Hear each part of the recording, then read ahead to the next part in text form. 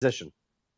I want them to win the war. If That's they all I had want. nuclear weapons, I in want the Israel hospital. to lose. You want That's the it. terrorist organization of Hamas to win the war. That's what you're saying. He just said the truth out loud. Yeah. This is what It's his not. I'm entire. proud This is of the the only truth. reason he's here. Guys, mute out. Let me get one mic. Okay, we're not gonna do that 3-on-1. We're not gonna do the 3-on-1 shit. We got to keep it balanced. Let's hear what he has to say. Sammy, go ahead. I just don't care. I want Palestine to win this war because Israel is the worst thing on this planet. Yeah. So what? Okay, so let use the words Hamas. Hamas is the other opponent. Palestine is not the other opponent. Say you want Hamas to win. All major Palestinian political parties and their military wings are participating in this war. The Marxists, the Islamists, the secularists, Christians. Sammy, let me ask you this question. I'm sorry, what? Are fighting against Israel right now. Let me get one mic. Sammy, I want to go. Let me ask you a straightforward question, bro. Okay, yeah, go for it, Nelson, my boy. Happy Thanksgiving. Dreaming something in the middle of the night when you're sleeping, and that thing being a reality are two completely different things. I could dream about fucking rainbows and fucking, freaking in Rainbow Land with $500 gazillion and shit. Doesn't mean it's real, right? So my question to you is, how the fuck do you even see the possibility of Hamas winning this war? Well, honestly, they already won. I mean, the whole world's been exposed. How did they win? Make it make sense to me. And they will win. How did they win? Turned its back on it, Israel. How has Israel won? Everyone knows that they're genocidal terrorists. Let me give you a quick bio on Sammy real quick. So Sammy's a dumbass that I posted a clip about like 3-4 days ago from my stages, right? Sammy's also the dumbass that my big bro down in the audience, John Ledger, former CEO of T-Mobile, will never give a job once he graduates college. Sammy's also the dumbass. Like, yo, Sammy's won a number of awards on this goddamn stage, man. But, capital dumbass. I mean, the number one. I'm filling up my trophy mantle.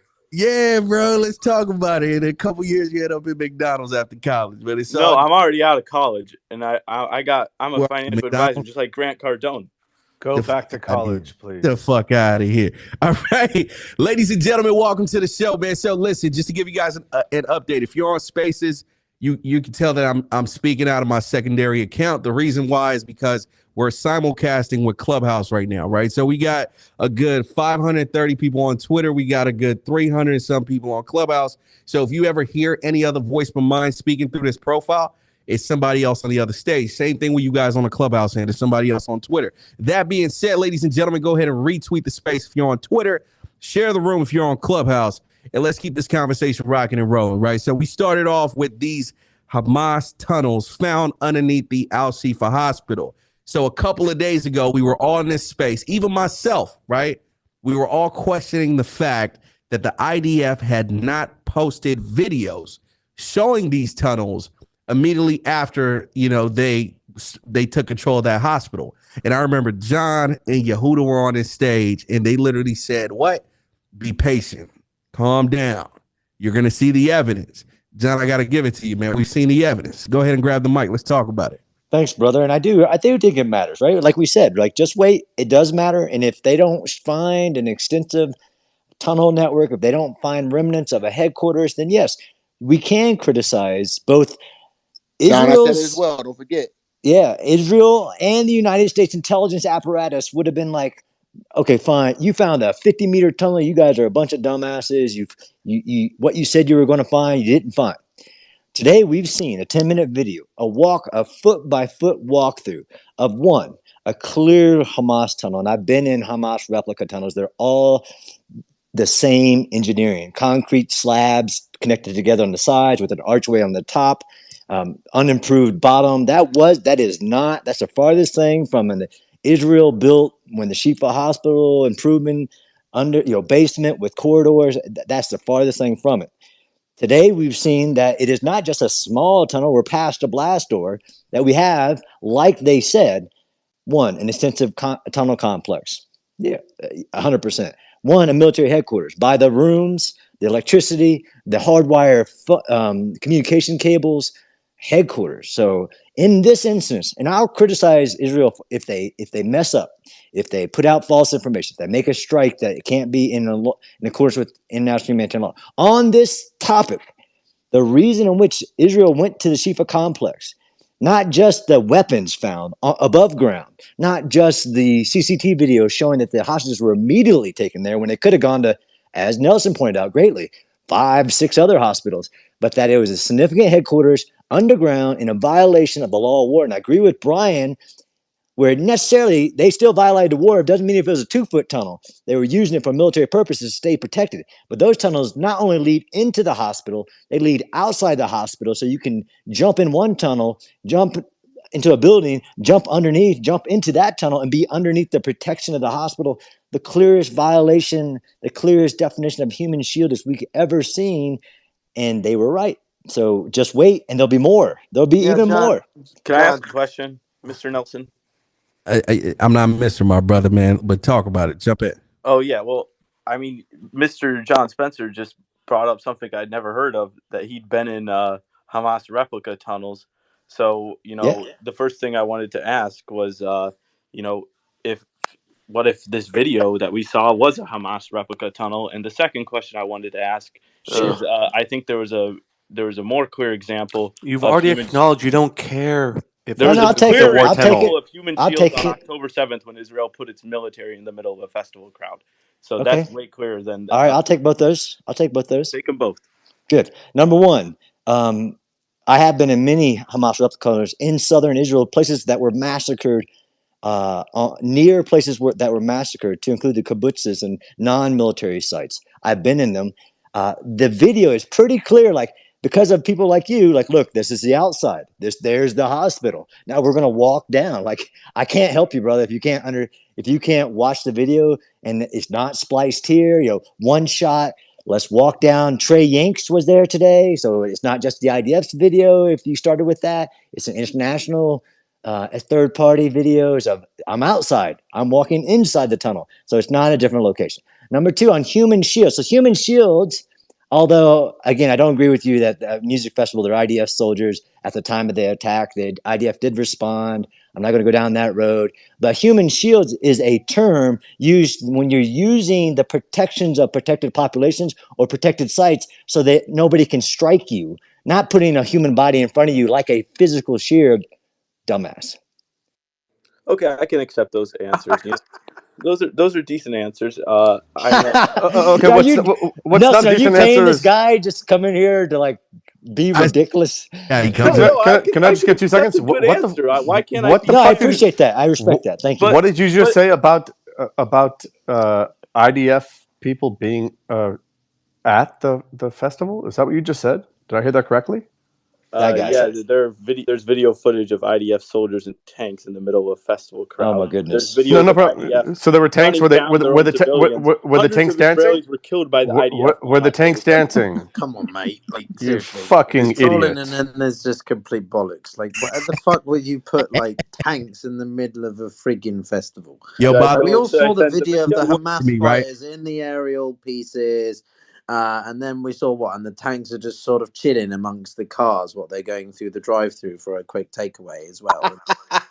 Come on. It was 5 Guys, actually. I think it was 5 Guys. I need a number 5 at McDonald's. Let's talk about it. Are you jerking off to patchouli as you're having this conversation? Just gotta be honest, like legit. What?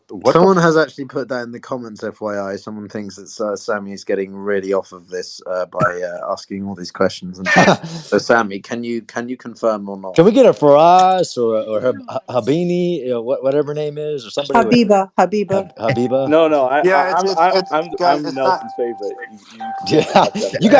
I'm surprised he let you out of timeout after what you did last night. Well, they just happen to do that a lot. They like me, but I love you all. Appreciate you, my brother. I love you too, man. Guys, if you're on Clubhouse, you want to jump in, you hear anything that you don't agree. Matter of fact, if you disagree with something that's been said right now, you're on a Clubhouse and grab the microphone right now. Let's talk about it. Let's go. Nelson, what happened to that IDF spokesperson last week? Went to the hospital and he showed a calendar in Arabic and he said it's the name of the hostages. Why didn't you put up a room for that? Why didn't you come up with a room? Your room is always a for somehow pro-Zionist. Man, stop capping, bro. Just jump in and talk about what happened and let's debate it. But do you know what I'm talking about? No, I don't, but I'm pretty sure somebody on stage let does. me tell you what it is about. One of the IDF members, he went to the hospital in front of the camera, and he actually tweeted that in IDF. He said, this is the name of the hostages on this piece of paper on the wall. And we found it. This is the evidence. And by the way, most of the Arabic-speaking countries, because they know Arabic, they said, this is not the name of the hostage. This is a fucking Arabic calendar. And it's already out. I'll send you Dude, he said the date. Go back, put the video up in the nest, let us all watch it. He said, this is the date. He didn't say that's the name of a hostage. He said, this is the date. Go back. Put it up there in the nest. Let's apologize for this error. What are you talking about? They took it back. It doesn't matter. That's just a small, minor thing. No, it's about credibility. No, it does matter. It's a distraction. A calendar on a wall in the headquarters under a hospital. Come on. It doesn't matter. Yeah, this is what they do, right? He's dancing. Get him a stripper pole. Yeah. I mean, you can kind That's why you guys can't solve the problem. You it is a credibility. We are not talking about Denmark or Switzerland. It's a fucking apartheid regime of Israel we're talking about here. We stole, we cheat, we lie. It reminds you who? We stole, we cheat, we lie. The former CIA. America. They'll do the same thing. But Soren, real quick, right? Real quick. Okay, so you keep focusing on shit that happened a week ago, 2 weeks ago, et cetera, et cetera. What about the stuff that's being released today? What about the stuff that was released yesterday, right? What about the October 7th footages that were dropped 3 days ago? Why are you focusing on bullshit from a week ago, right? No, it's just not a week ago. It's just about the credibility. I mean, how can we, trust Israel for this? Because they lied before. So so tell me this, right? Break it down for me, right? From the recent, pieces of information that have been released over the past couple of days, what don't you trust? What don't you believe? What do you think is bullshit? Do you think the tunnel videos today are bullshit? Like, what do you think is bullshit? Well, the Barak, the former prime minister, had an interview with Christian Amanpour, a couple of days ago. He said it on record that it was Israel actually built this tunnel. So that's the first thing. So it was actually built by the Israel. Tunnel. Come on, you're ridiculous. Put it up in the nest. Like, have other people, not just you spout. He said Israel did not say that they built that tunnel. That's a Hamas tunnel. I'm saying, I'm putting my credibility on the line, telling you that by all structure and its likeness to other Hamas tunnels, that is not an Israeli tunnel. Well, I don't know. After that interview with Christian Amanpour, everyone raised the eyebrow. I mean, you can keep, pushing your own narratives, but after that interview with Christian Amanpour, everyone raised the eyebrow. You know what? Fuck it, right? Let me just give it to you for the sake of this debate. So I give it to you. Say Israel built that tunnel we saw today, right? You got it. Great. Israel left Gaza Strip in 2007, 5? 2005. 5, right? So that was 18 years ago. So they left 18 years ago from the Gaza Strip, right? Why is that tunnel still in use to where it has air conditioners? Why is that tunnel still in use to where it has water running out of its faucets, right? Why is that tunnel still in use to where it doesn't have cobwebs, right? Because if something was left untouched for 18 years, I mean, that shit will look like a shit show. Rats everywhere, snakes, all types of shit, right? Who is using that tunnel? And why do you have that tunnel directly underneath the SHIFA hospital? Who the fuck are they doing fucking MRIs in a fucking tunnel from the hospital? I mean, make it make sense, bro. So, I mean, talk about it. Okay. So you said Israel built it. I'll give it to you. Great. Cool. What next? But Nelson, you answered your own question. Let him speak. Let him speak. I didn't answer anything, by the way. I'm just giving it to him for the sake of this debate. Jump in. What next? Well, basically what you're saying is that just because there's electricity and power there, that justifies bombardment of hospitals, that justify killing the Palestinian kids and women in hospital. I mean, come on, you have to do a bit of soul searching, Nelson. You're a nice So they bombed Al Shifa Hospital. Fact? Is that or not fact? I mean, I understand that you're sided with them for the obvious reason. Bro, I'm debating you right now, bro. I'm not siding with anybody. I'm debating common sense right now. I've already checked your board of management. I know who's on your board of management. Well, I don't. What board of management? What are you talking about? There's no Abdullah Ahmed Muhammad on your board of management and what you're doing aside. What the fuck is that? Wait, calm down. What the fuck is Abdullah? What the fuck are you talking about? I'm talking about. I mean, you're talking about what? I don't want to take it personal. No. You're talking about what? What the fuck are you talking about? I'm talking about you always use your dumb ass button only for pro-Palestinian. What management? No, I'm talking about management. What fucking management, Abdullah, whatever the fuck. What are you talking about? If you were kind of associated in your side business, all of a sudden someone with the name of Abdullah or Muhammad Ahmad was on your management team, all of a sudden what management team? Who the fuck is Abdullah? What the fuck are you talking about? Like I said, I don't want to take it personal. No. You already took it personal. Finish what you were saying. What management team? What side business? What the fuck are you talking about? You made it as about as personal as you can get. Come on, like you're in your hole. Just let him talk. Let him talk. Let me listen to what he's saying. Go ahead. Look, you can put this question in your what's it called, WhatsApp chat. The question is, do you really think that sometimes Nelson, most of the time, he's pro-Zionist? Bro, that's not what I'm talking. Fuck it, bro. Fuck that. Okay, what side business? What management team? What Abdullah? No, well, there's no Abdullah. What I'm saying is that if there was someone called Abdullah, Muhammad Ahmad, all of these Arabic names on your board of management team, as you do in the side. Which one of my businesses? Well, which business? Which business is talking? This is the property development that you're doing. And I have an Abdullah in my board of management. No, I'm just saying is that it happens to be all a Jewish name. That's all I'm saying. I'm just so you're telling me I happen to have a Jewish employee, therefore I'm pro-Zionist. No, I'm just saying you're biased. Are you stupid? No, I'm just saying you're biased. I mean, yes, he's stupid. Well, he's very stupid. Let me get this straight. So I got a Jewish employee, okay? And by the way, he's not on my fucking management team, by the way. You understand what I'm saying? He's a fucking employee. So I got a Jewish employee in one of my businesses, therefore I'm a fucking pro-Zionist?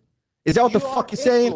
You're influenced by them. No, bro, check this out, right? At least I got a motherfucking business, okay? What the fuck can you say for yourself, right? At least I got a business to where you can research and pull up information, okay? What the fuck can you say for your goddamn self? We're here debating the fucking topic. You want to bring up my personal fucking businesses. You know how dumb you sound? That tells that he's anti-Zionist. He's not. Bro. He has a problem with Jewish people, period. They shouldn't be employed. They shouldn't be alive. They shouldn't have all kinds of shit. He's saying you should discriminate when you're hiring people. This motherfucker's crazy. No, I'm just saying, why kick his ass off. Never ever. Check this out. If your stupid ass actually did some research, you would see at some point this year I actually had Jewish and pro-Palestinians working in my goddamn business. If you actually did your fucking research, you would have found that. Okay? And guess what? And guess what with your dumb ass? In an office, we ain't talking about fucking Gaza. We ain't talking about fucking Israel. You know what the fuck we're doing? We're making fucking money. Okay? We're making fucking money. Okay? So don't come in here with your bullshit trying to bring up fucking there. Like some of you motherfuckers, man, you ain't got nothing better to do with your lives. Can I just say that's like so saying because I'm half Russian, my dad's Russian, I therefore I'm just like pro everything the Kremlin does. Like that logic is retarded. End of. I'm just saying the fact that dumb ass button is exclusively reserved for pro-Palestinian. Nah, check this out. Moving forward is exclusively reserved for your dumb ass. Dumbass. You earned it, motherfucker. One more time. Two more times. Dumbass. Give him again. Dumbass. It's a dumbass. There was a Zionist guy came to this for last week. He literally called. You remember with the German accent? He was even you would call him out. He said, "What the fuck?" He was actually asking for killing Palestinian kids. Even you called him out, but you never used the dumbass button for him. Okay, why? So I got to use dumbass. Give him more. Give him, man. Hey, give him a dumbass. Yo, this shit is crazy, bro. I swear to God. What the fuck, man? Bloke, man. I appreciate. I just meet you, Mike, man. You embarrassed yourself, bro. I mean, there's zero credibility left in you, bro. Appreciate you. Thank you very much for coming, Nelson. If you're only going to use the dumbass button for him, will you still use it on me or no more for me? Nah, bro. They just took it from you, my brother. Tara, please let's talk about it. Yeah, I just want to say that Nelson, of course, had someone who I met working for him most of the year, I think, who was Arab, but I don't know where he comes from. Palestine, yeah. Literally. And he was high up in the company. Oh, that means he supports ISIS, basically. No. What I'm saying is, it seems to me that it is a canard, and it's sort of a weakness when you have no arguments to make. You go to ad hominem, and then you even do worse than that, because you basically say that if someone hires someone of a specific religion, that they are then per se, somehow they have been turned and they have been motivated to support that person's political views. This is an incredibly weak and weird argument. We all have connections. We all know people. And we really, if you're trying to say that, you literally have no other argument to make. Going back, however, to the tunnels, I think Sammy was the person who said, how do we know? How do we know? I mean, obviously, Israel is held to standards that I don't think other people are held to. But how do we know? Well, we know because today journalists went in with Israel. Okay, this is not just Israel. This was journalists, this was Reuters, people like that. And they saw it that the tunnels were there. They were still apparently in use, or they had been in use recently. Nelson is correct. If you didn't use your tunnels for 18 years or whatever, they would be falling apart. There'd be nothing in them. There'd be crap all over the place. These are literally places that have been in use recently. And so to suggest it doesn't really matter if these are the Israeli tunnels, although John is correct as well. We don't know if this is a tunnel built by Israel. We have no way of knowing that. But even if it is, Hamas is using it. They are directly under, aside, within the hospital. And I actually think that some of the doctors who have said they never saw Hamas, I'm wondering if Israel isn't sort of going through security tapes and trying to, at this point, put the lie to some of those people, because obviously Hamas has been in there. Thank you. Can we talk about that for a minute? Let's do it. Jump in. Yeah, so, the other day, I think Jonathan got a little bit upset at it, but I've been kind of quiet and I've been wanting to bring this up. And just as the woman just said, the doctors, the UN, the Red Cross, everyone that's been in that hospital, how come we aren't holding them accountable? And how come we aren't pressing them harder to understand how Al-Shifa Hospital and these other hospitals have been infiltrated by Hamas? Like, how come we're giving them a pass? That's exactly what I'm saying, man. I don't want to go to Sammy again. Emma, you're a pro-Palestinian, brother. Could you answer that question? Nelson, let me point this out real quick. It's Ahmed. All right, go ahead. You were talking about a minute ago, how come these tunnels have been used for the last 18 years and why have they been using them, et cetera, et cetera. Well, I think it's pretty self-explanatory because, even Hamas says we use the tunnels. Israel says they use the tunnels. Israel said they built the tunnels. Hamas said they built the tunnels. Everybody either has built them or used them or somewhere in between over the last 18 years, right? So that I don't even know why we're even discussing that. Second thing is you're a guy in development, I'm a guy in development. If you're going to start building tunnels underneath a city, where do you start? In the basement of a building. You don't just go and start digging in the middle of the street. You go from basement to basement, location to location. So this is why they've used the basement of the Al-Shifa hospital, because it's one of the ingress and egress places logically to use. So I'm assuming there's a lot of basements all around Gaza that these tunnels connect to over and around and stuff like that, right? It's the logical way to start a tunnel system. You just don't start digging in the middle of the street, creating a stairway and a bunker and pouring concrete and supports and putting roof. Nelson, you're in construction and development like I am. It is the logical place to put tunnels from basement to basement. They're not going to start a brand new subterranean, bunker system. They're going to use things that are already in place. It just makes sense. So I don't know why we're arguing it, because it's just logic. Wait, but I don't understand. You can build the tunnel underneath the hospital, but making it an armory and make that make sense. How is it an armory? The whole tunnel system is an armory. The whole tunnel system is a transportation. Yeah, but bro, like Ahmed, we're not here debating how it was built. When we're not here debating that shit. We're talking about the use, the current use of it by Hamas. Right? That's it, because it has a basement. Any building with a basement is going to. Yeah, but but check this out, right? So that is so silly. That is ridiculousness. So based off of what you just said right now, you just admitted the fact that yes, there is an entrance to this tunnel from the Al-Shifa hospital, right? Great, awesome, perfect. Now, over the past 40-something days or whatever, since this war started, Al-Shifa staff, doctors, they even did a press conference once, denying any connection with Hamas, any tunnels, denying. national TV, right? Are you telling me that these guys shouldn't face, some freaking hearing or whatever however the fuck you want to call it, right? Based on lying the way they did, right? We're not here talking about how tunnels are built and blah, blah, blah, blah. That's not the point of the conversation, right?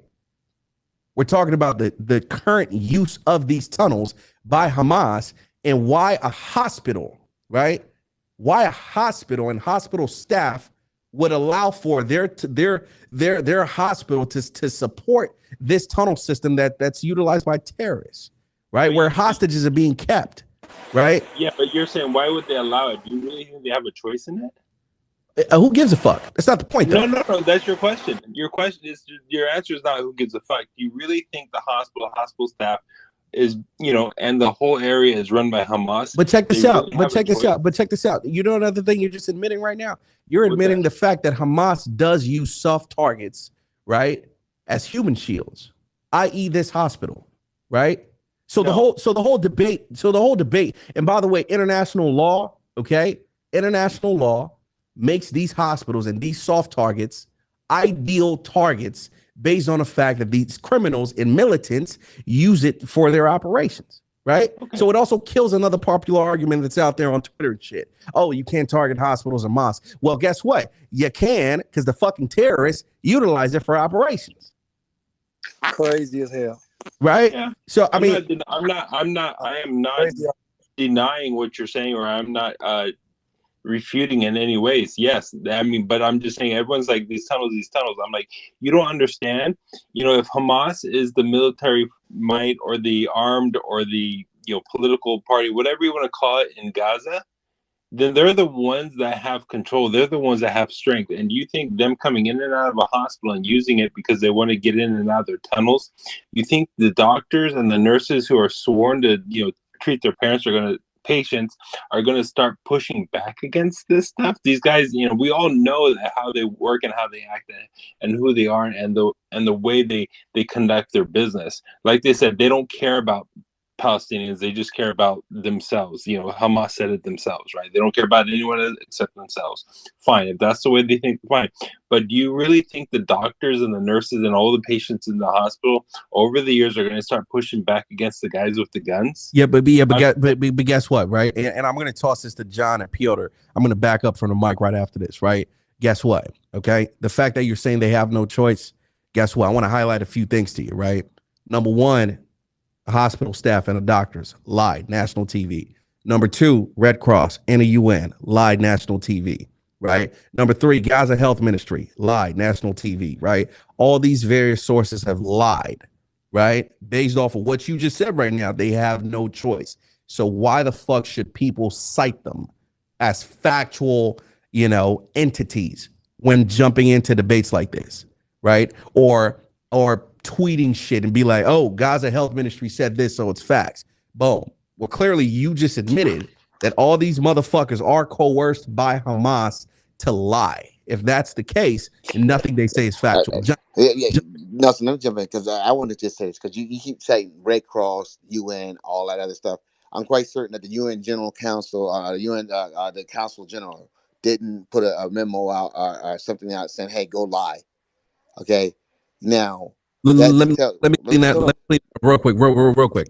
I'm talking about the little guys at the bottom that are actually boots on the ground that feed that information to the top, and then the top gives us that information, right? So just to clean up a little bit. Go ahead. Okay, yeah, I want to clarify that because there's some great organizations that's doing a lot of great work around the world, and what I think it speaks more to is the pervasiveness of Hamas amongst the Palestinian people because they tend to hire local people when they're there because instead of and they bring in some people, and those are the people that go out there and speak and make that. I just want to put that out there because I don't. There's some great organizations, and I don't want those organizations smeared because of something that was done by some auxiliary employee. Absolutely, John. Let's talk about it. All facts, Nelson. You're bringing facts. They don't like that when you bring the facts in here. Let me talk a little bit about the first part of that because he did, divert right once it didn't make any sense about the fact that I'm not an engineer, but I'm a tunnel guy, right? I'm a tunnel warfare guy.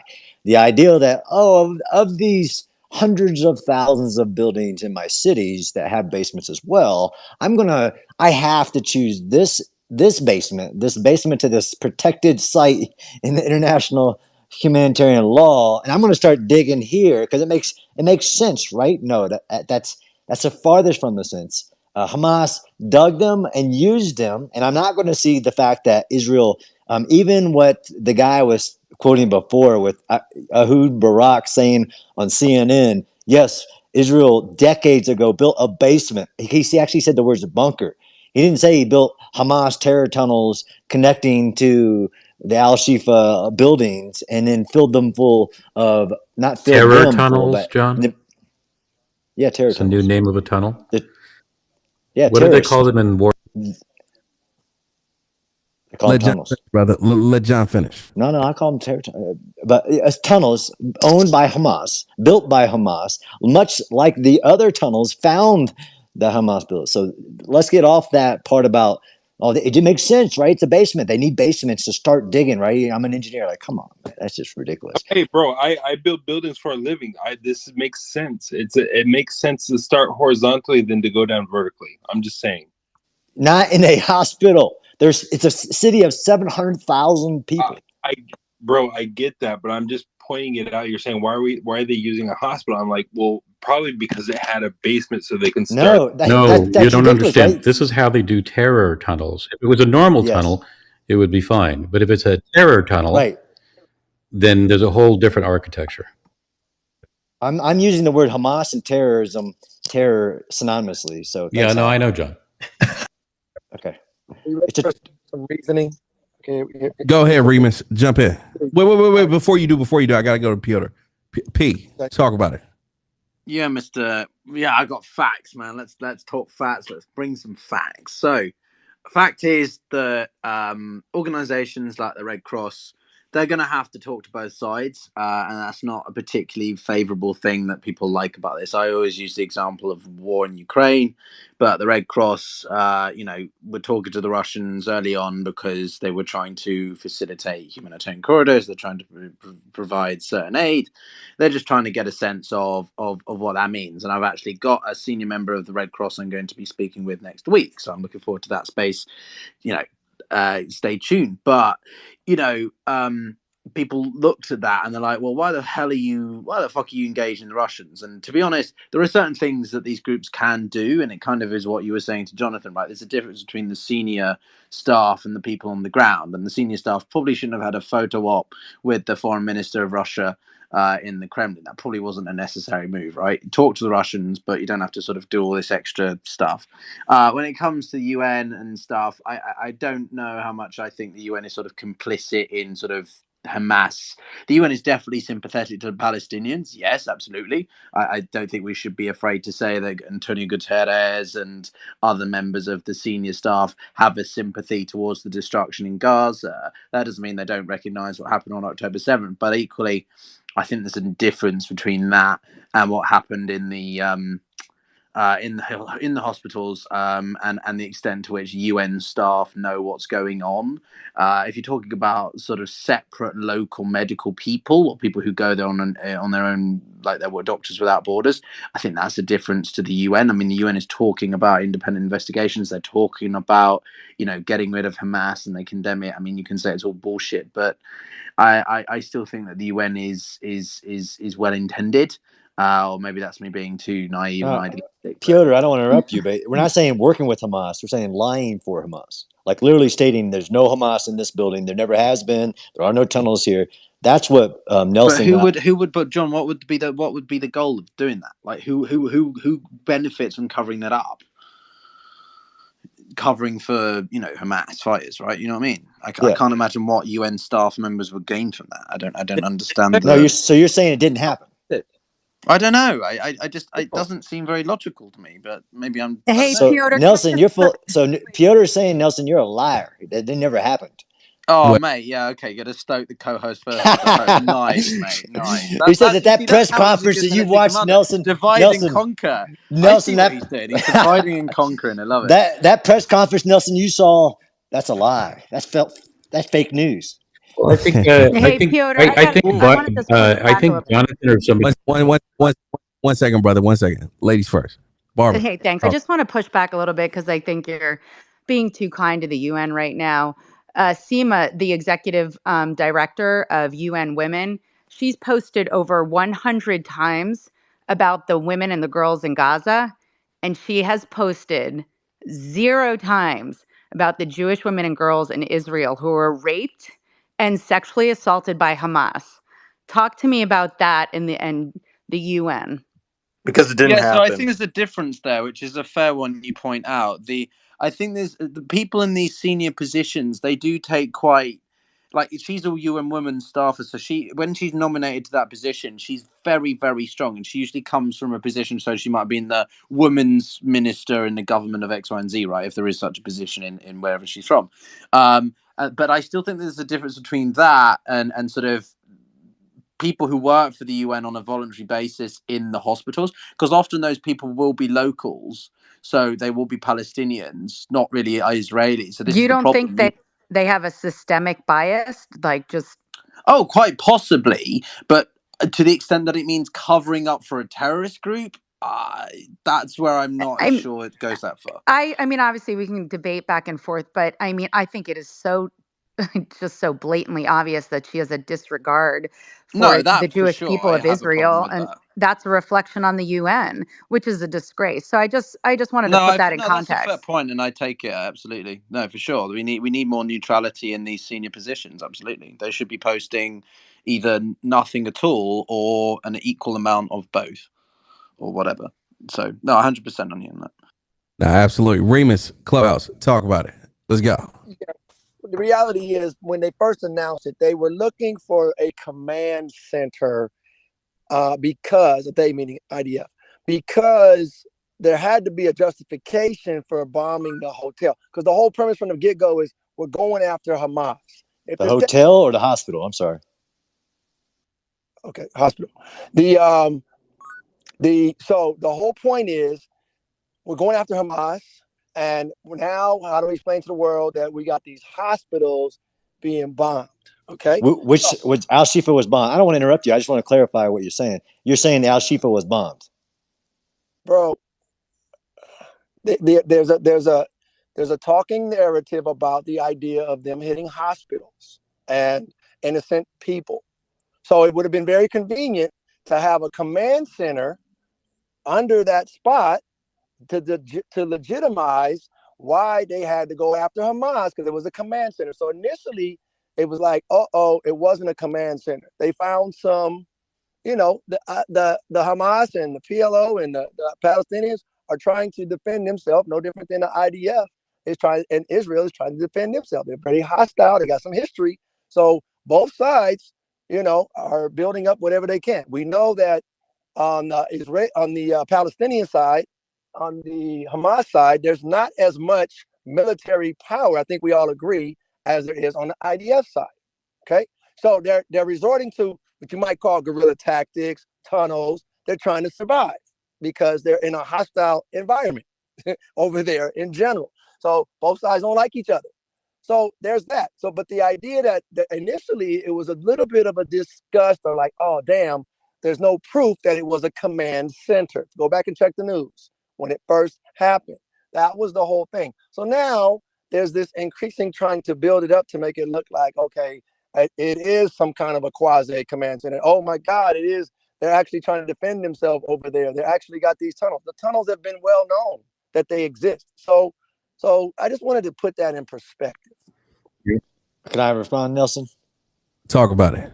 So, I mean, I don't get I'm all for the debate and the logic reason. I'm not for the targeted operation, not strike, operation to move forward and seize Al Shifa Hospital, surround it, clear every building, to narratives of striking hospitals and other locations to start off with. Two, the ideal that it basically, Hamas had to do that. It had to build a tunnel under a hospital to stay protected. It goes to the violation of the law of war. This goes to Nelson opening the space up and saying, everybody was saying it wasn't there. What the IDF said is there. And they never changed that narrative. It was the international news saying, where's the beef? You haven't shown us. And we said, wait. And now we waited, and now we're seeing. It isn't to justify, nobody struck anybody. Nobody bombed Al Shifa Hospital. So to say that Al Shifa Hospital needed to happen to justify the bombing of other hospitals is also not a logic train I can follow. Now, here's the whole point. Here's the whole point. If you're going to make an argument that wherever they can find a tunnel underground, on top of that, you can go ahead and bomb them. If you try to make that argument, if you want. Nobody bombed the Shifa Hospital. That's what I'm saying. I'm talking about there was an idea in the narrative about hospitals and innocent children and 13,000 and civilians. So that's a part of the whole thing. So again, man, that's some. You're talking about the ideal that they bombed the hospital, which was a parking lot that was debunked as well. They were upset that they couldn't prove that it was a command center. That's they have proven it. They weren't upset. All the people coming into space were upset. Like, look at these guys. They lied. It wasn't a command center. I'm saying today they proved it's a command center. It's not a command center. Well, okay. What have you been in a command center? Let's go back to that argument again. Do you know what a command center means? Bro, apparently what they were looking for, it was not a command center. So what they just showed, what Nelson put up in the feed is what we were talking about. Does that look like a command center to you based on your experience of military command centers? Bro, I don't have experience, sir, with command centers in Palestine and tunnels. Right. Okay? So this goes back to, who do you believe? Do you just believe everything the IDF says is false? Bro, I'm not talking about the IDF. Absolutely, 100%. Oh, I know you do, Free Assange. When it was reported on CNN, listen to the word. Okay. They were disgruntled and upset, like, oh my God. Who's they? IDF? Or CNN was mad? The reporters on the unbiased CNN. Okay. So the reporters there. They're pushing back. Absolutely. Like, where you said this is a command center. Where is it? That's what they were saying. Absolutely. And we all said, wait. The IDF said, wait. Is this a bombardment, or can I answer the question? Or is it I'm trying to go back and forth, but go ahead. You got the mic. Thank you, bro. Thank you. I just want to answer half of one sentence, one question. And so the idea was that they were upset. That's what Jake Tapper, whoever CNN was reporting, that the IDF, whoever, they were like, damn, it was not a command center. Is it any doubt that Hamas got tunnels over there? I don't think that was any doubt about that ever. But I'm just saying, because it matters, apparently, according to the reporting from CNN, the fact that it was not a command center. It was not enough in there that they could call that. That was not, they were looking for a command center to try to get to Hamas. And where is the command center in all of these? How many miles of tunnel is it? 500 miles? I don't know how many miles it is. But apparently there's quite a few tunnels. And so at that particular spot, however they got the troops there, whatever reason, they in that spot, and they're like, okay, it wasn't a command center. So yes. No, I follow you. And I think if you would have watched the news yesterday, that would have been accurate. Yeah, CNN have been badgering the IDF to include many of the reporters, not getting angry, just being aggressive, saying, you said it's a command center. Where is it? And the IDF always said, we have not cleared it. Wait, they haven't gotten past the blast door 50 feet into it. We're talking about today. Today, publications like the Wall Street Journal, which I'm quoted in, say, like, that's a lot more evidence of a command center.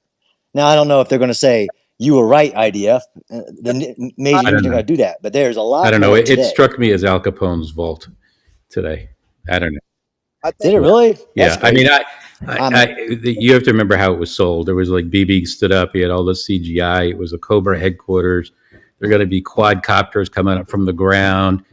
We had like computer screens and meeting rooms and all the rest of this. And I kind of got a long video of tunnels and toilets. And, you know. I got you. Do you think they're done? You think that's it? No, I don't. But you understand why it's a little, you know, given this. Okay, absolutely. That's fine. Absolutely. That's all he's saying, I think. That's all No, he's saying that they got mad that they didn't find anything. I'm saying he's just not up to date like you are, Hal. Like, you watched the video. You're like, okay, this is more. This is more like a command center. Maybe it's not maybe you don't believe yet that it's a brigade headquarters or a battalion headquarters, which I do based on my experience. But I don't think I don't think that they found the command center where they really get down and they really got the whole thing where the whole operation originates from. I think the IDF is looking for that spot where they command. There's no such thing. So I'm just letting you know, there's no such thing as one command center that coordinates all Hamas operations. Nobody said that. Right. Major headquarters. All right, great. I don't know if there is or not, but I don't know. And I just don't trust that that there's not some bigger spot that they operate from. So you don't trust that I understand what a military headquarters is, or that there isn't one giant headquarters? You just quoted the Wall Street Journal. Yes. Saying that they said it's more like, okay, no, I say I got quoted in that Wall Street Journal saying that there's more, and I say, based on the new evidence, that it is much more convincing than yesterday that more to me doesn't mean that that's convincing. Yo, John, yeah. I'm not gonna lie. That's some bullshit right there, bro. What's that? I got quoted in the Wall Street Journal, and this is what I said. I mean, bro, that's some bullshit. That's a boss ass move. Sorry about that. Well, I mean, we were throwing out CNN. I was on CNN yesterday as well. I mean, I make my analysis based on my experience, like the engineer. Like I'm an engineer. I'm a tunnel guy. If I was a betting man, I don't think the IDF feels like, okay, based on the Wall Street Journal that what you reported, we found the command center, guys. We're good now. I don't think that's what they think. I just watched the video. If you guys take a look at the video, I just showed a bunch of tunnels on a toilet. I mean, where's the command center part of this tunnel that is not being shown? That is supposedly there. Oh, come on now! They found more in a toilet. They found but it's not being shown. An open room. So you think that this is a thing, right? Is if you were expecting in your mind, in your expectations, of a military headquarters set up with maps on the wall, radios on the table, guys still in uniform, just making the coffee, you're going to get upset. Did you see an open room with power, phones, the ability, even bedrooms, things like that, or you just saw a toilet? I just watched the NBC News, and we know NBC is very, Western aligned. The video from NBC News just shows some tunnels, a toilet, and a room with a couple chairs in it. I'm like, there should be more. Watch the Fox News one. Do you trust Fox News? Yeah, I'm just raising. Bro. Just click the link that I have up top, bro. Yeah, there you go. He don't trust him. He don't trust you, Nelson. I don't trust you. Yeah, but what they haven't done yet is they haven't lifted the toilet seat. When they lift the toilet seat, the whole floor goes down as an elevator. It goes kaboom. It's like it goes like 200 meters down below the ground into a massive. But I think here's the point that people are missing, right? Like for me, because again, I was part of people questioning the IDF a couple of days ago, right? Yeah, you were. Where's the fucking tunnel? I mean, stop showing me a video of fucking MRI fucking systems and shit. Where's the goddamn tunnel? That's what I want to see, right? And this satisfied me. I'm not gonna lie, okay? Because again, you have a tunnel system that is 300 meters long. That is 1,000 feet long. 1,000 feet. Rooms on the left, rooms on the right. I mean, you have the capabilities to support human life in that tunnel indefinitely, right? Oxygen, right, being provided. You have air conditioning, right? You have electricity. You have water systems. You have bathrooms. You have rooms with multiple beds. I mean, dude, what are we talking about? And then in that video, it's clearly said that the other entrance or exit, ingress, egress of that tunnel has been cemented, concreted up. So clearly these guys have cleared all their shit. They've dipped out of there because they heard the IDF was coming through to the point where they've actually sealed the ingress, egress with concrete, right? I mean, like, guys, what are we talking about? And in a separate photo, you literally see caches of AK-47s, computers, all types of shit. And on top of that, think about the other evidence we've seen over the past couple of days. Like, put it all together because it's all together. How many hostage dead bodies have we seen from the Nelson, come on. I mean, those are the same guns that have been moving around in every ship. Bro, respectfully, wait till I'm done, okay? Right? Think about the bodies we've seen over the past couple of days from the SHIFA site. 4 dead hostage bodies so far, right? So think about this. You have 4 dead hostages around this site that were uncovered when the IDF was, taking control of the goddamn hospital, okay? You have this fucking tunnel system directly underneath, right? And on top of that, you have CCTV footage showing that Hamas actually brought hostages to this area on October 7th. I mean, ding, ding, ding, ding, ding, chain fucking reaction. I mean, ladies and gentlemen, these are domino pieces. I'm confused. Why can't anybody else in here make the correlation? Like, what are we talking about? Right? So it is reasonable to assume that October 7th, Hamas brought hostages back to this area. Okay. Hostages were being housed in this tunnel, right? Because you have the capabilities for that. You literally have rooms with fucking metal bunk beds that are still strapped to the wall, right? Clearly they were keeping people there. Like guys, come on, man. Like, I mean, sometimes like if we're having debates, like it's great to have both sides, but let there be common sense on both sides too. All right, let's talk about it. Free Assange. Let's go. Yeah, Nelson, there are a lot of tunnels. We know that, right? And No, Assange, you said there were no tunnels. You said that Israel built the tunnels themselves and they weren't there. Come on, let's go back to the tape. I have been Play the saying for tape. many days now, Ehud Barak's statement, I have been mentioning, and I have tweeted, I have sent you DM, Nelson, also. You can check your DM. Today, again, I have sent you DM. Today, my update is in the West Bank. People killed since October 7 is now 225 from the last number I sent you, Man, 206. why you deflecting, bro? Why you deflecting to the west? Deflecting. Because It has nothing to do with Gaza. We can get there the later half of this show, bro. I'm gonna be live for a long time tonight. Hold on. We found the tunnels. Focus on the tunnel. Okay. Have Gaza become free now? Has West Bank become free now? Do we have rule of law? Are Palestinians living a decent life? Are they protected by? Is their life as sacred as anybody else's? Why are we picking and choosing one people over another? This is bullshit. This is crap. This is nonsense. And we are accepting this as part of debate. Shame on us. Shame on us. Shame on us. Shame on us. I will not normalize this bullshit no matter where in the world I live, okay? This is unacceptable to me. Some lives are not more sacred and more valuable than the others, okay? And we are, Nelson, we are really, we are doing disservice. We are just canceling entire group of people just by making tunnels as issue. Okay, there are tunnels underneath. There is no international law which applies, Nelson, in this state of affairs. Okay, in this war, Israel is not obeying any international law. Name any prime minister, any president, any commander, any general of Israel has been indicted by the International Criminal Court or any international tribunal on war crimes they have done in the last 75 years, right? Give me a simple example. I will follow the law of cheating, stealing, and doing whatever, as Robert Gates, CIA The chief, law said, bullshit. that we deal, Like we that one. cheat, we steal, and we do everything what is Hey, you unlawful. bullshit. So what? Hold on. No, hold on. Let me at him. What is good for the Israelis? What is good for the Americans? It's good for the Gazans. It's good for everybody else. Do not tell me any law, because no international law exists in any conflict in this world at all. So I just reject this premise. Is even is false.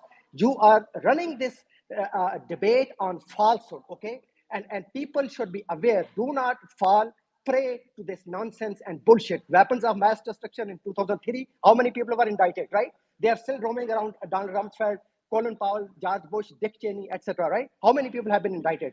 Give me one example. So what are you talking about, Nelson? You have no clue what you are even talking. You are just falling prey to these very fancy names.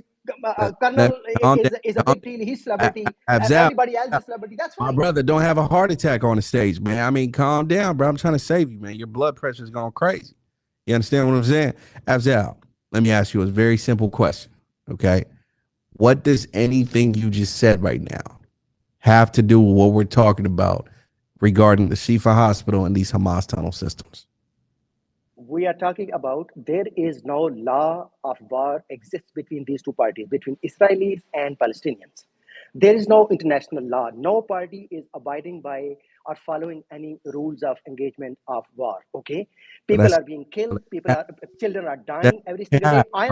I'm only giving you example from West Bank because that region is not even at war. Okay, Israel is fighting war in Gaza. They are massacring children. Okay, that's fine, because they're fighting the war. In West Bank, they're not fighting war. They are arbitrarily picking up people and they are shooting them at point blank, and nobody is even reporting. You have run this space now for hours. Nobody even cares about what happened in West Bank. I come to you every single day and I give you report like I'm a damn reporter. I'm not, okay? This is not my job. I am only coming here as a human being because I care about every single life. Think about this. Think about this, right? The United States a couple of days ago, okay, what has Biden and Blinken said about it? They already said that a bunch of Israeli settlers in the West Bank are going to be sanctioned by the U.S., right? The U.S. has highlighted that these things are occurring in the West Bank, and guess what? We're going to be dealing with that shit. Okay. Listen, I'm telling you. So I'm giving you kudos right now. You are correct about some of the stuff you're saying that's happening in the West Bank, and the U.S. have already responded to. I mean, right? to be honest, Calm down, my brother. I'm calm. I just want to respond, but to be honest with you, why don't we use the same rule? Bro, respect. A lot of us have had our hands. You got to STF when I'm speaking, my brother. Respectfully. Matter of fact, disrespectfully, because you disrespected me. Appreciate you though. Okay, Afzal. So again, I'm giving you a thumbs up. You're on point with what you're saying, and no one is denying that it's happening. I'm not denying it's happening. The U.S. isn't denying that it's happening, right? So you're on point what you're saying, but that's not what we're talking about right now, my brother. John, let's talk about it. No, you covered it. I mean, he comes in, wants to talk about Israel, Gaza, and then he wants to deflect to West Bank and say everybody's not following the laws of war. Nobody, not the ICC, not the UN, nobody said Israel has committed. They said they want to investigate. They might have, and in this case, but he wants to come in here and make everybody think that the IDF is following not a single law of war based on his expertise. And I'm arguing against that from factual evidence. The ICC does issue warrants. As a matter of fact, his last 3 were for Russia. But if he thinks that the world runs the way the world runs and nobody can do anything about it, and that Israel is committing genocide, and I know free Assange enough to know that nothing I'm going to say is going to matter. Wait, did you say factual evidence, John?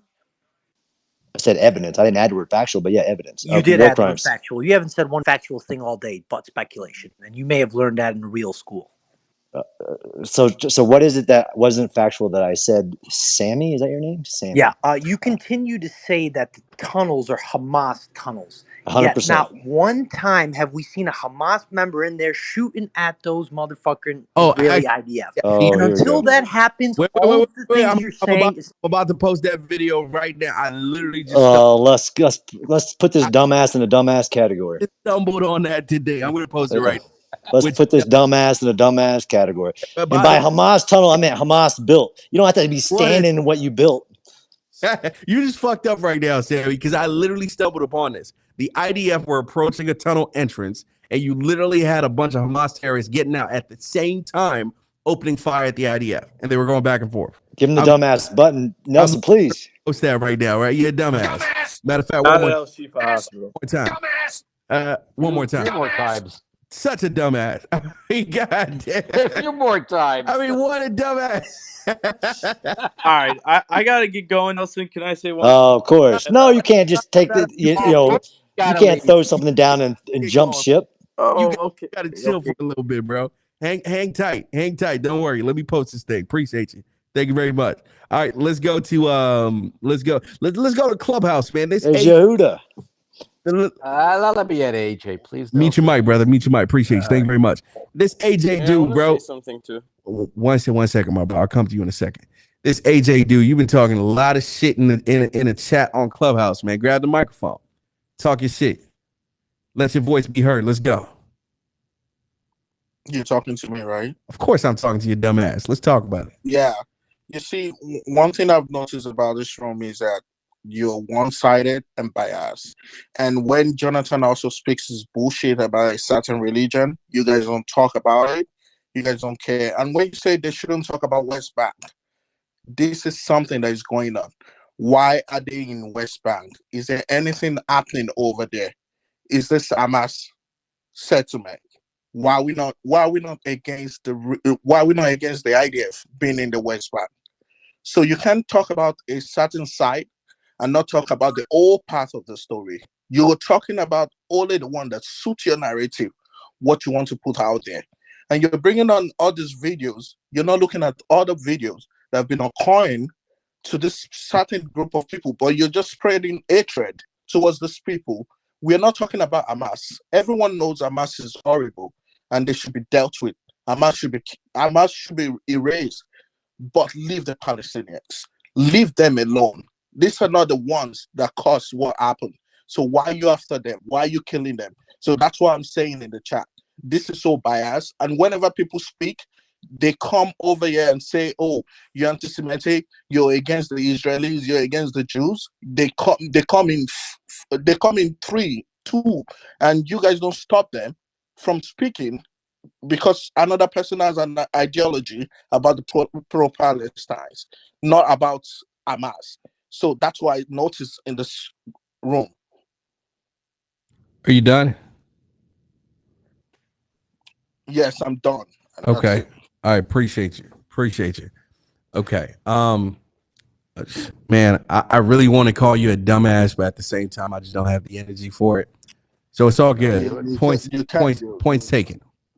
Yeah, you're good. Thank you very much. All right. Now let's go back to the other dumbass Sammy. Sammy, what's going on, bro? Can you see that tweet that I just pinned up top? You see that? Did Sammy just run away right now? He ran straight away right now. Hilarious. Oh, but there you have it, guys. So that I came across today, and that's basically the IDF tailing a bunch of Hamas terrorists. They were running underneath the tunnel trying to escape, and you literally have it there, whereby they pop their heads out, right? And the IDF are telling them to put their hands up, and of course, the IDF did what they did with those particular terrorists. But there you have it. Hamas using the tunnel live in action during battle with the IDF, being caught red-handed. Nelson, was it a terror tunnel?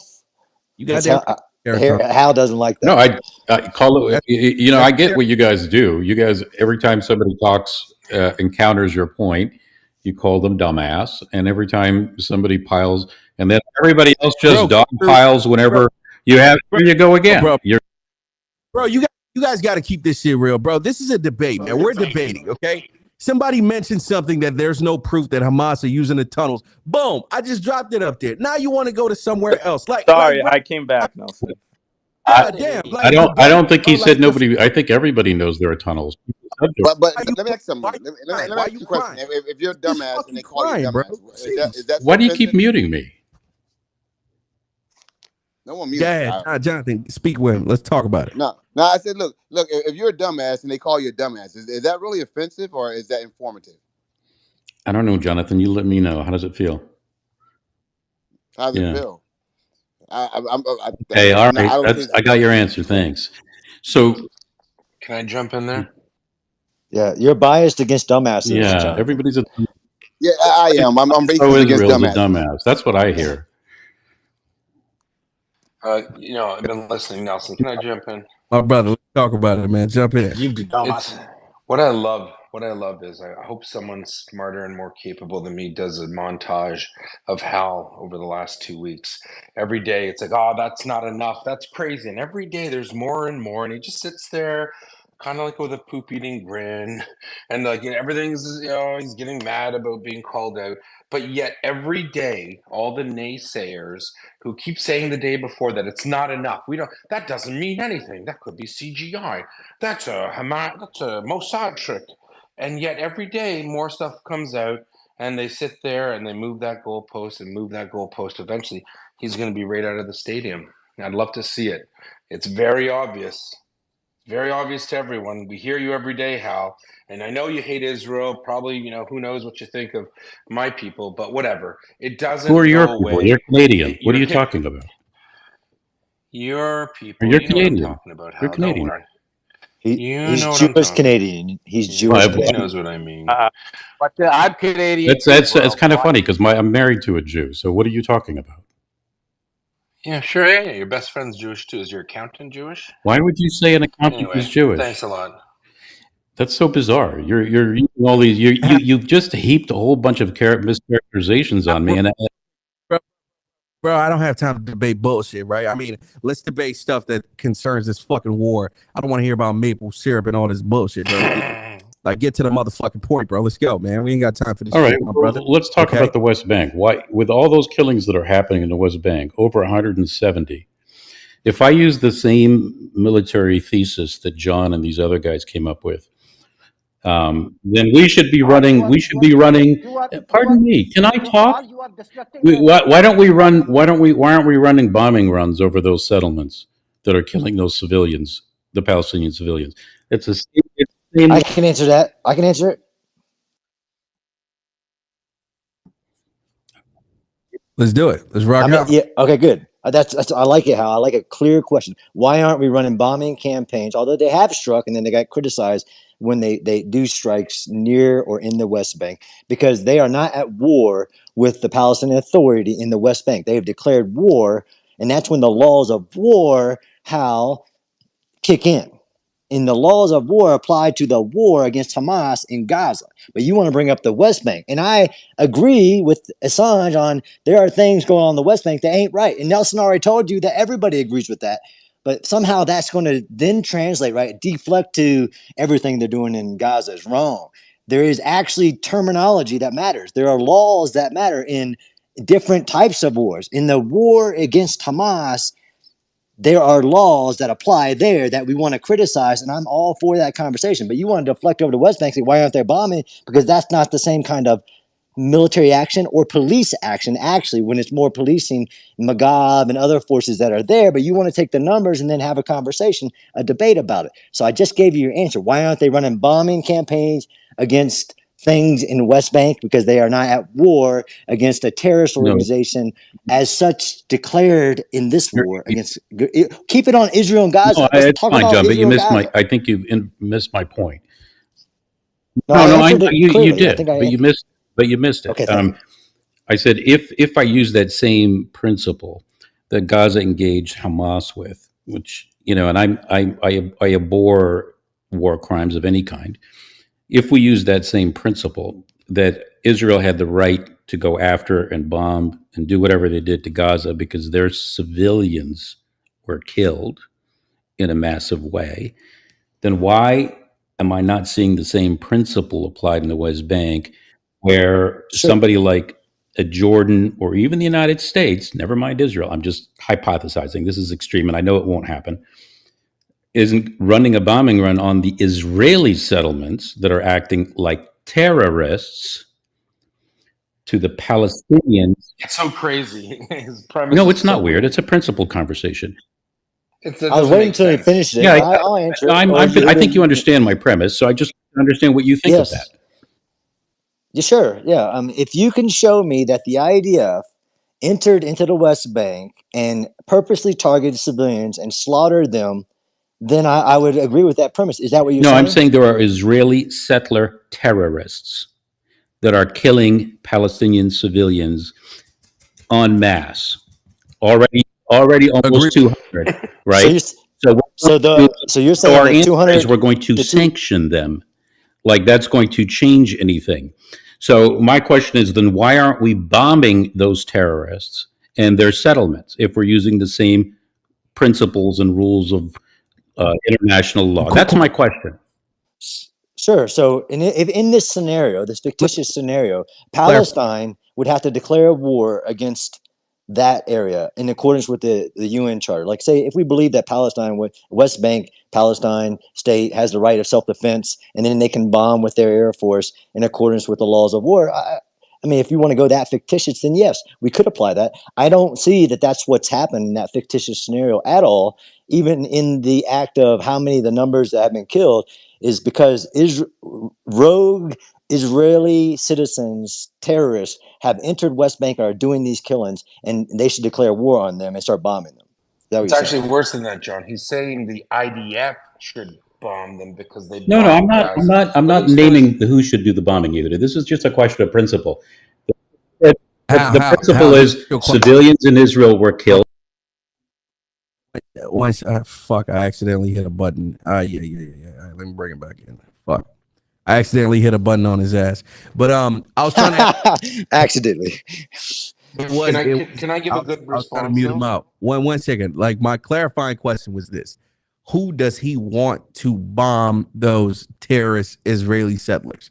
That was my question, right? And I was trying to see if he meant the United States. Actually, he's back in the room. Let me bring him up. right? So Hezbollah. one second, meet your Hezbollah microphone. Hal, so my clarifying question was very simple, right? Who do you want to bomb these terrorist Israeli settlers? Is it the U.S.? Is it the IDF? Is it the PLA? Like who? Who exactly are No, you talking I'm about? just talking about rules of war and principles. I didn't name, and that's why I was talking to John about this thing. I wasn't saying the IDF or the U.S. or anybody, but I'm saying, would there be a justification to go bomb those settlements, the Israeli settlements, because they're conducting terrorist acts on civilians? Who's going to do the bombing though? Is the question. Like who's going to take care of the issue? Is my question. No, I understand your question. I wasn't posing it as a.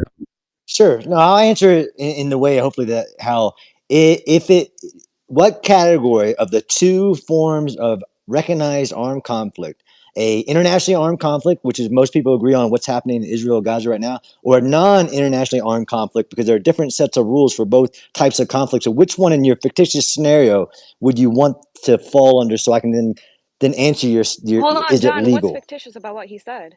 Just out of curiosity.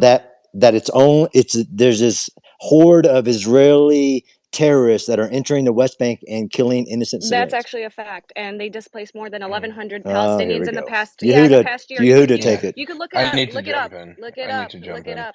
Nelson, here's the weird thing. Here's the weird thing. There's something that no one's paying attention to. Everyone, and Hal, this is why his hypothetical fictitious scenario is ridiculous.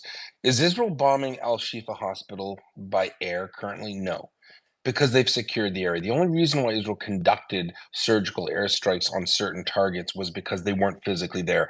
There was a British broadcaster named James O'Brien who asked a speaker and he did the exact same thing as this gentleman said. He said, would Israel bomb a hospital in Israel if there were terrorists in tunnels underneath? And he didn't answer the question, the speaker, but I'll tell you the answer because another person brought it up. No, Israel wouldn't bomb the hospital because Israel controls the terrain around the hospital. They would send in a counter-terrorist force to go into the building and mouse hole it and go room to room and clear it. So the only reason why Israel ever conducted airstrikes on parts of Gaza was because they weren't physically there. Now that they're there, they're going block to block and clearing it. There are no airstrikes on land, on terrain that the Israelis control and are attacking and clearing. So the simple argument that why would if there were terrorists in Israel, let's grant that there are renegade groups in Israel, terrorist groups in Israel, like 5 individuals here, 2 individuals there that do ridiculous things, terrorist things. The Israelis can just go and arrest them. They don't need to bomb them. They can just go pick them up and put them in jail. And I suspect that's what they're doing, and they should do more of it. So there's no debate on that. The only reason why airstrikes it's a tradecraft issue. It's an operational issue. Whilst Israel was preparing their ground invasion, they were quote unquote softening up or destroying military targets, obstacles, Hamas fuel depots, Hamas ammo depots. They were doing it so that rockets. They were doing it so that when they do go in on the ground, their troops have the advantage. So this whole argument, this fictitious nonsense about bombing, Israel didn't bomb Gaza for fun. They did it to destroy or to degrade and weaken Hamas military strength and capabilities, operational capabilities. Now that you see Israel going street to street in northern Gaza, there are no airstrikes for obvious reasons. So you got to put it to bed. It doesn't make sense. It doesn't play out militarily. It's nonsense. Thanks. Nelson, I got to go. I'll leave you in good hands, Yehuda. My brother, appreciate you, man. Let's go. Love you guys. Dana, what's going on? How you doing? Good. How are you? Doing fantastic. Let's talk about it. You want to talk about it here? Let's go. Break it down. I mean, there's a lot to be said. First of all, I see that John left, but he doesn't want to stick to facts. Just this past in 2022, 1,100 Palestinians were displaced because of Israeli settlers. So that's a fact. They do conduct terror, and it's fully backed by the Israeli military and the police. So again, that's fact. Before you sit here and say things like, oh, they'll take care of them. No, they fully back them. The IDF is fully backing these people. Okay. Anybody want to speak on that real quick? Yeah, I mean, listen, are there parts of the Israeli settler society, the fringe elements within Israel that are, horrible people? Sure, but the number is very, very small, and they are arrested and they are brought to trial. All you have to do is just type in Google Israeli settler charged, arrested. It happens. To say the Not IDF. always. Well, you just said never. You just said they're on their side and they support them. They're So you've always already backed. Yeah, I mean, you could well, see that hold on, majority of the time hold they're on. backed. You just conceded by saying not always. So now you realize, and Hold on, what happened, you're Yehuda, this past contradicting. month? What did Ben Gvir do this past month? He handed out assault-style weapons to Israeli settlers. Hold on. Okay? Hold on. You made a blanket statement that the IDF and the police support it. Now, you will never, ever, you don't know me, but you will never hear me carrying water for Ben Gvir. Ben Gvir is a convicted terrorist. He should be in jail currently, okay? I want to say it's him or Smotrich. It's one of them. They're very bad. The only reason why they exist in the Israeli government is because Netanyahu doesn't want to go to jail. That's why Netanyahu well, at least we agree on that. And the only reason why Netanyahu took him into government, they're the only dummies who agreed to go into government with him, and he threw them a bunch of cookies. Well, believe you me, Dana, listen, by the end of this war, when Hamas is done, guess who else is done? Netanyahu and his goofballs, Ben Gvir and Smotrich, they're out the door too. So this is a moot point. Now, for someone who served in the West We're Bank, actually categorizing this as a war, though, when the other side doesn't have a military yes, or any absolutely. advanced equipment. Hamas Oh, is God. Hamas. He's not going to help you on this one. Hamas is a terrorist organization that receives billions of dollars in money from Qatar and Iran. False. Okay, that's fine, and you let the audience make their mind up. Oh, so you're telling me they take all of those billions for rockets at themselves? Israel. They conducted a coordinated terrorist attack in southern Israel, murdering 1,500 civilians. Obviously, they're a potent force. It wasn't the Boy Scouts of Gaza that conducted these murders. So for you to paint them, you want to dress up the word war, whatever. A military there is a action, definition of war. What is the definition of war? whatever you want to call what it, is the they definition did it. of You can't war? shy away from it. It might not suit your narrative, it might bother you, but it's still true. I go by facts and I go by academic I don't definitions. think you go what by is war? facts. What is war? I don't Define think war you go for me. by facts. Define war for me first. You've already demonstrated. You've already contradicted you're not yourself defining. the minute You're from not the word defining go. what war You is, contradicted because yourself. you know what war is. You said to you know what everyone war that the is, and it's IDF not and the police this. support fully the terrorists, settlers who do bad things to Palestinians. Then when I gave you examples that people can find out casually. Bro, mute out, man. Mute out. Okay. All right, guys, check this out. When you guys are speaking over each other, nobody can hear what you're saying. True. Right? My bad. So let's do it like this. Let's get one mic on each speaker. You guys both have 60 seconds a piece on each point, right? And I don't need 60. I like to go back and forth, like banter kind of thing. I don't need that much time. Let's make it happen, but don't talk over each other though. All right. So I'm going to toss the mic to Dana real quick, and then we're going to throw it back to Yehuda. And let's make it happen, man. Let's go. Dana, let's go. My bad. I just got a phone call. What was that? I tried to ignore it. You got the microphone. Let's move. Okay. So first of all, define what war is, because we have one that has an advanced military and the other side that has no military, and they're a non-state actor. Okay. And they're under an oppression, right? So this is settler colonialism, textbook settler colonialism. So again, these people have a right under international law to resist colonial occupation. And if you're going to ignore those facts, then we can't have a conversation. Right. So I disagree with you on colonial settler, whatever you just said. Those are your descriptors, not mine. I mean, that's academic. No, it's not. Well, listen, if it doesn't, just because you don't like that it doesn't suit your narrative, you can't just wish it away, okay? So you asked me some questions. A state of armed conflict between different nation states or militant parties. So yeah, you can't have a war. And just because there's nowhere in any definition of war that says when one party is not as strong as the other, it's not called a war. It doesn't even matter what you want to call it. It's a conflict. So you can actually call it symmetry matter. Symmetry no, it matters doesn't in matter. war. Sorry, yes, it doesn't matter. Yes, it does. No, it doesn't. No, in your mind, perhaps not under the laws of armed conflict. I don't think you know what listen, war is, hold on, Dana. You can express your opinion. I can respect it as your opinion, but you don't get to rewrite definitions in international law. They exist for a reason. The laws of armed conflict apply. End of story. Israel is prosecuting a war against a terrorist organization that invaded its country and killed 1,500 of its civilians in the most brutal way. They are now telling the world they will conduct military operations to eradicate Hamas.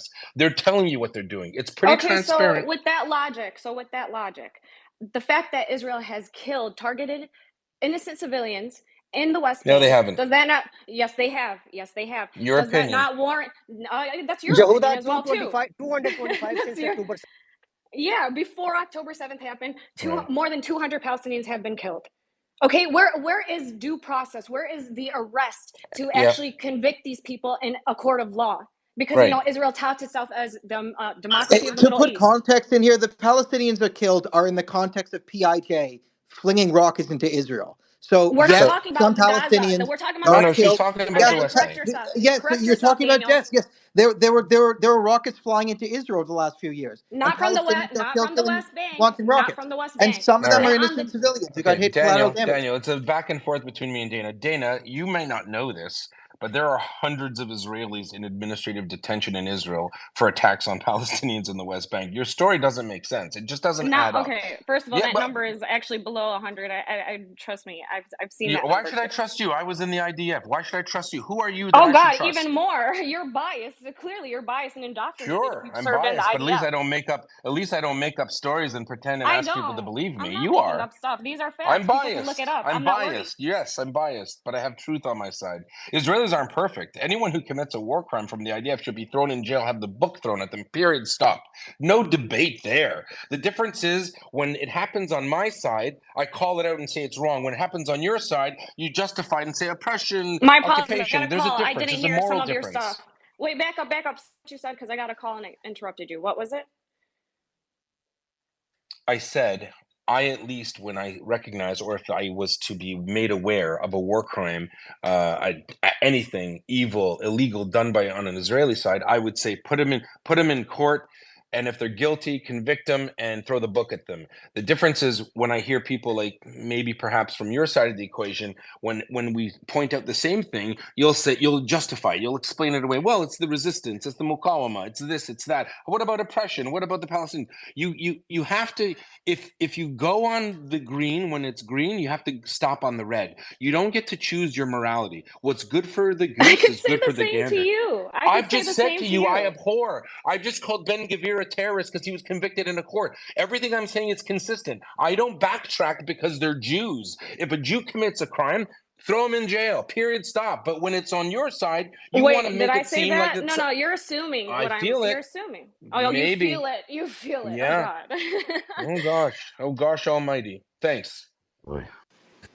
So can I jump in, Mr. Nelson?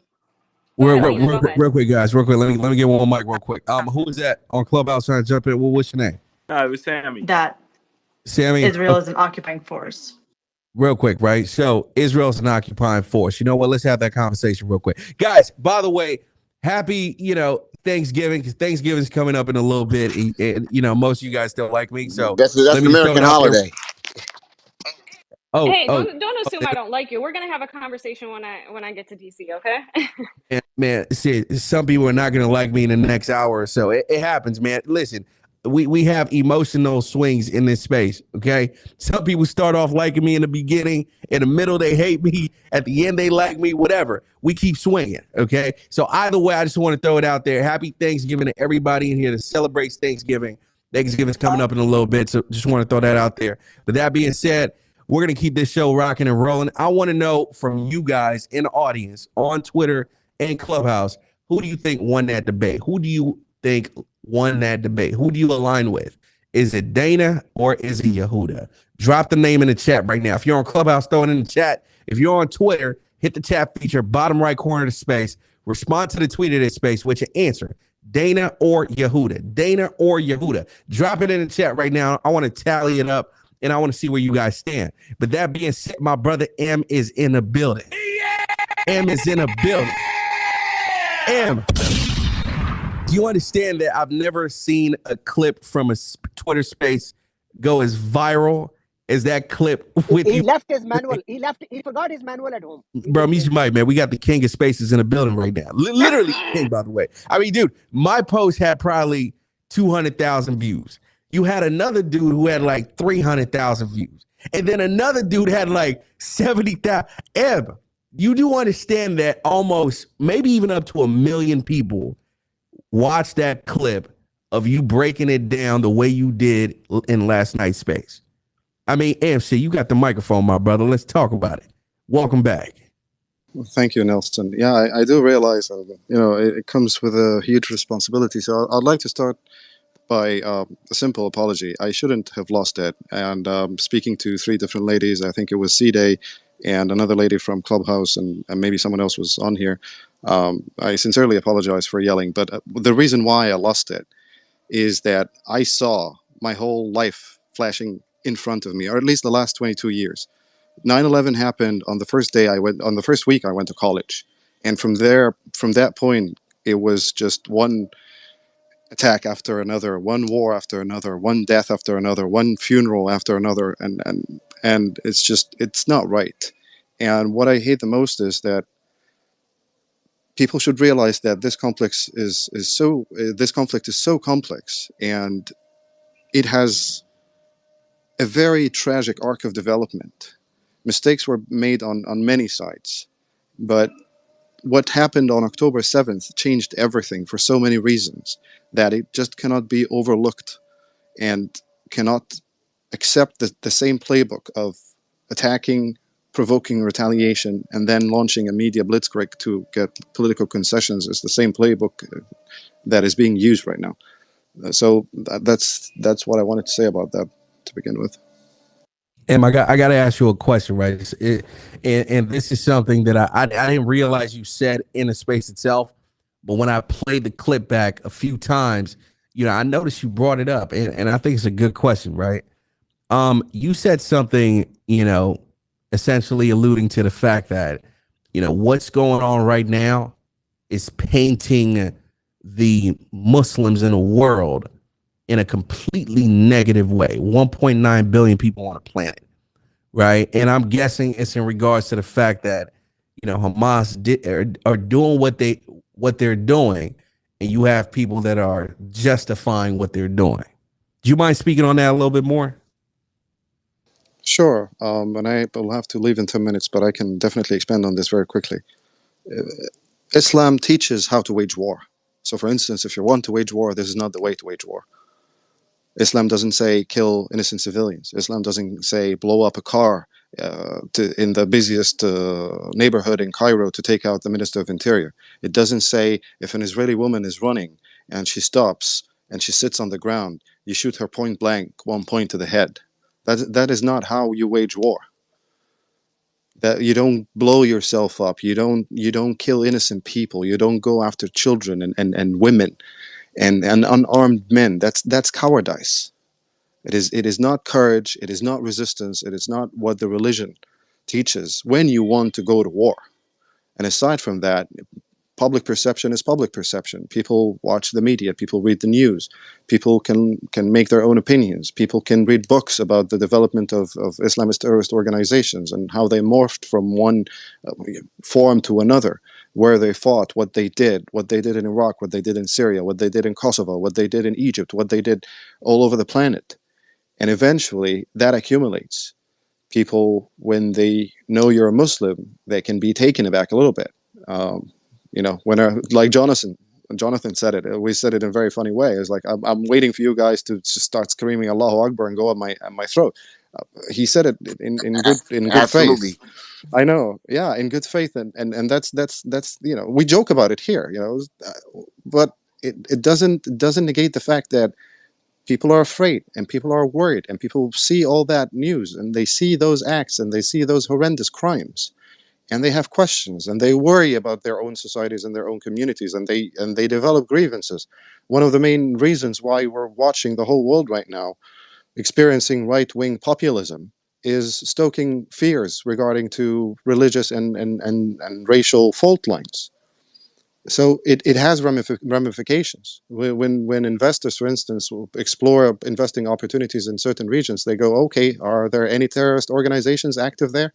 Will my investment be safe? Will I be able to secure a factory or a plot of land or whatever? Will the labor present itself as an insider threat to my organization and my investment? It all adds up. It all adds up. You mentioned something about targeting children, right? Yeah, Sorry. one second. Yeah, Go ahead. yeah, because first of all, thank you for that. Because I think people think that I'm just trying to put Islamophobia out there. I'm not. I'm not. What I'm speaking to as my own fears and the fears that the conversations that I have, when we're by ourselves or whatever, like, yo, what the hell, and who would ever thought that yelling God is great is something to be feared, and it's just it's a lot of that, like I said, that shouldn't be, and it's a very, very, very, very minute group of people that's doing that, but it has had an effect on everyone overall. It affects. I mean, as soon as you hear that, I mean, people joke about it, comedy sketch or whatever sketches. Like, hey, we all know that's code to go, run, and it's crazy. And you're right. Islam doesn't teach you to blow up. A car. You take a car bomb and blow up. In a town square to go get one person and wind up killing 40 people. It's crazy. Whether it's in France, it's just what I guess what it has done is it's made me very fearful. It made me very, very fearful, and I'm just just let me know if I said something out of the way. Just very fearful of I guess that culture, okay, because of the fact that I've seen the beheadings like Daniel Pearl and all that other shit. I've seen, I know what the Taliban does. I know, what they do and the morality police does in Iran. Are you seeing the bombings in Gaza these days? Yeah. See, one second. See, once again, and I'll respond to that. But and I can All lives are equal, but right? yeah, but see, That principle. I can continue. I'm going to continue talking because I can respond to that later on. But what I'm saying to you is, and instead of you trying to listen and understand that I'm actually being sincere here, you want to get your point in about, did you see this? Did you see that? And it's in the end, I'm going to be back on the space tomorrow, next week, and everything's saying the same goddamn thing because there's never an understanding provided. Okay, when you had the opportunity to provide it, you wanted to, like, did you see this? Did you see that? That shit right there was worthless and it's pointless, and what everything else. We've been talking about the bomb and that what's going on with the IDF and all that other shit. We've been speaking about that. But when I'm speaking about, and I'm speaking, I know I'm not the only one that said that feels this way. I'm probably the only one that's stupid enough to say it in a space. But the shit's fearful. The beheadings, that's fearful. The car bombs, that's fearful. Okay, the fucking suicide jackets, vests, that's fucking that's all that shit is fearful. Going, all that, in the name of 40 virgins or whatever the hell it is. If they don't 72. Talking about, Jonathan? What are you talking about? yeah, Who do you know? Can I ask? Oh, well, sorry. Can I I'm pose a about to question land. to I'm M? about to land.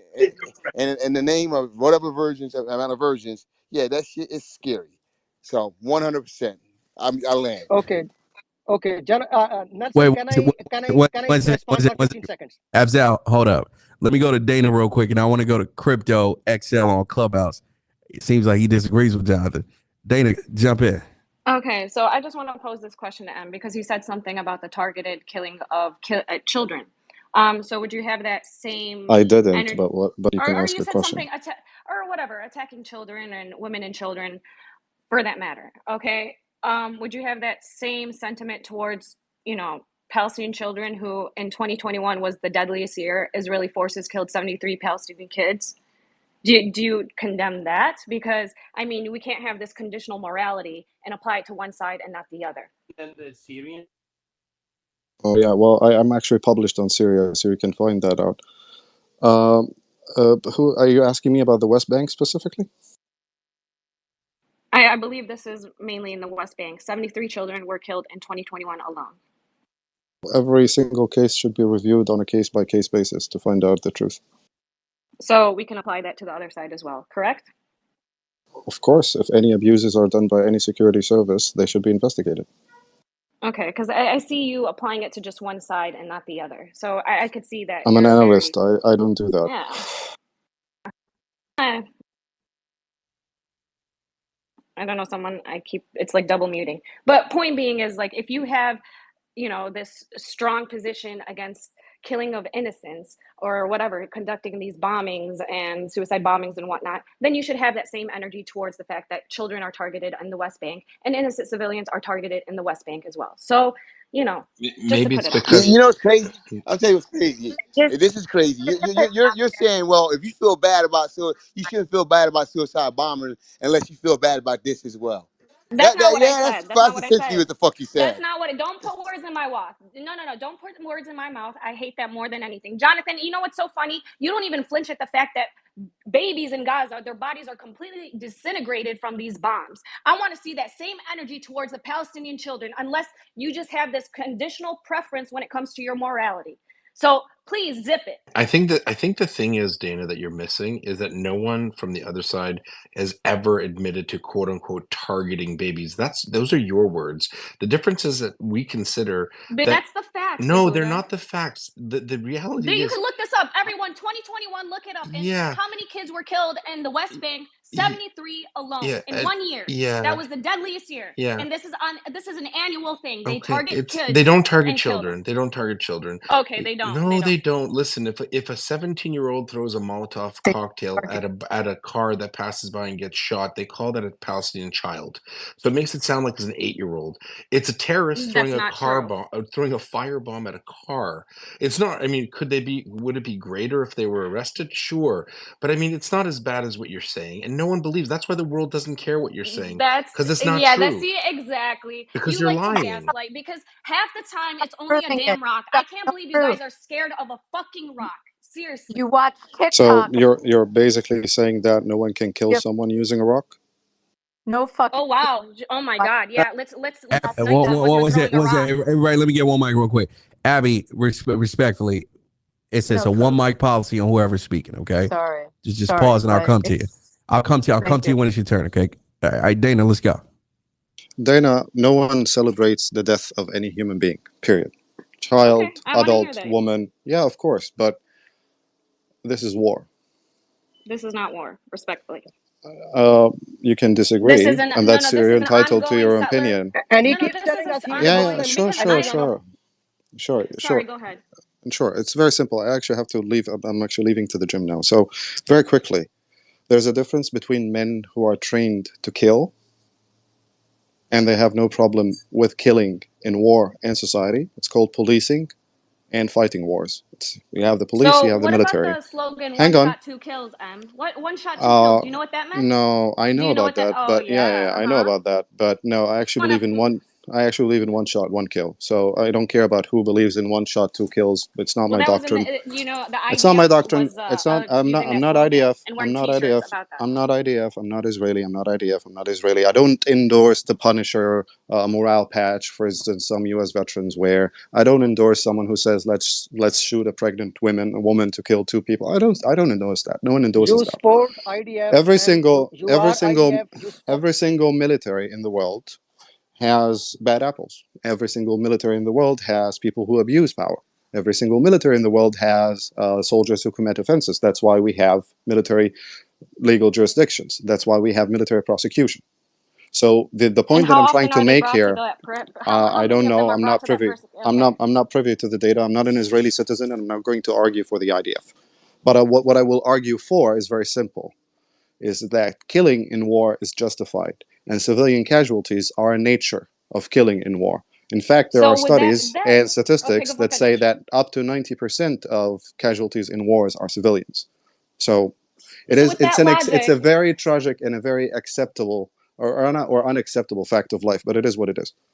so you're saying, death is warranted in war or killing is warranted in war. So would you say that there is this perpetual state of war that Palestinians live under because they're oppressed militarily in the most belligerent way? No, I would say that they perpetuated their cause because it has become a grift, and their leaders haven't been showing any responsibility towards responsibly negotiating a resolution for the conflict That because is they're just false. enjoying all the money they're making off of it. And they want to remain in power because all they have to do is work alongside Israel and being an accessory to the occupation, like Abbas and his posse. So let's be real about the facts here. It seems like you're just kind of leaving things out. How many billions of dollars does Hamas have? It's not really an accessory to the occupation when you establish an independent state and start showing responsibility towards governing your people instead of saying on TV. Wait, Palestine's a state? That's news to me. No, I said. He is talking for Israel, by the way. Oh my God, I'm talking for my mother, Afzal. She's very proud of me. So what I'm saying here is that the Palestinian leadership hasn't exhibited any responsibility towards resolving the conflict. They perpetuated this conflict for a grift. Okay, but isn't that on? And they missed every single opportunity to establish a clear path towards statehood. That's not true, because Israel continued to expand its settlements in the West Bank, which is part of the problem why Palestine cannot establish a state. So again, when did Israel leave Gaza Strip? The settlements issue is not the issue at hand here, because back in 2000 they were offered 97% of the West Bank, and they said no, and they went back and started the second intifada. That's the other thing I wanted to apologize about. I was too carried away yesterday, and I kept saying the first intifada when I wanted to say the second intifada after Yasser Arafat rejected the 2000 peace plan. For the record, every peace plan they brought to the table, they still kept expanding settlements in the background. So again, you're leaving out facts, Em. I'm not really. Are you telling me that there was complacency? Yes. On both sides? Yes. Mistakes done? Yes. Are the Israelis angels? Absolutely not. Oh, I've never changed my position. That has always been my position for years. You just spoke to me for the last 10 minutes. You don't know my position. I'm getting a good taste of it. I sure hope so. Man, let's talk about it. Man, I love these back and forth debates, but I can't lie. I mean, it really gives you a chance to get a well-rounded view as opposed to just one person's perspective. So I appreciate you guys going back and forth. But listen, I mean, if anybody on Spaces wants to debate, or Clubhouse wants to debate my man M, I mean, you got to come with it, bro. I mean, you got to come. Let me have 10-15 seconds with them. I'm just keeping it real with you, man. You got to come with it. Okay, but real quick, we got Crypto XL on a Clubhouse end. He disagreed with a bunch of stuff Jonathan had to say. Crypto, you have the microphone, man. I mean, let's talk about it. Yeah, man. I've been listening to when Jonathan got Can you speak up? Can you speak? Can you speak up a little bit? Maybe clean your mic. Take off your headphones, man. Jonathan got on this space. When Jonathan got on this space, he was talking about Islamophobia and Allah Akbar being this rally cry, and it's a cry to basically terrorists to come and hide your children and hide your wives because they're coming for you. And I'm really scared they're going to behead. You know, I think that's all cap, because Jonathan doesn't know anybody who got beheaded, right? There are people who get beheaded in the United States. He doesn't even know them. And I guarantee it wasn't some jihadist who did it. It might have been MS-13, but it wasn't a jihadist. So miss me with all that Islamophobia bullshit, because I got a bunch of Islamic people that live in my neighborhood, and they're all cool. Every last one of them. And guess what else? You know what? None of them ever called me nigger. But you know who did? Who did call me the N-word? Israelis. To my face, multiple times, and also Russian Jews. So Israelis. So you know Israelis, huh? I think I need to be afraid of racist Israelis. Okay. You know, let me just say this to you, okay? First and foremost, because I'm listening to you and shit. It sounds good what the fuck you're saying. First and foremost, let's be real.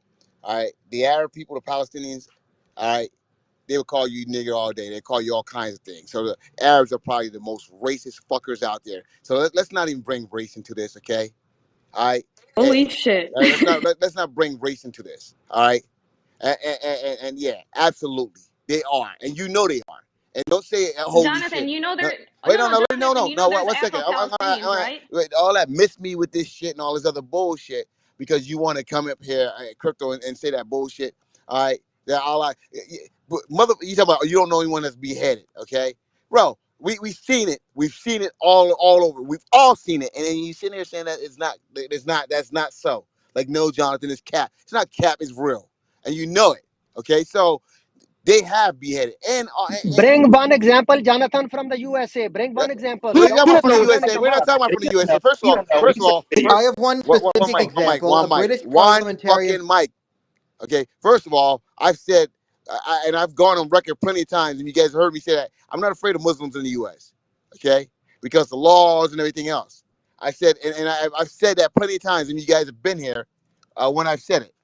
All right, you guys have been here when I said it. So I said if I ever found myself in the Middle East. But we say Allahu Akbar too. If we are not killing you, then why are we are enslaved? You know what? Like I said, bro.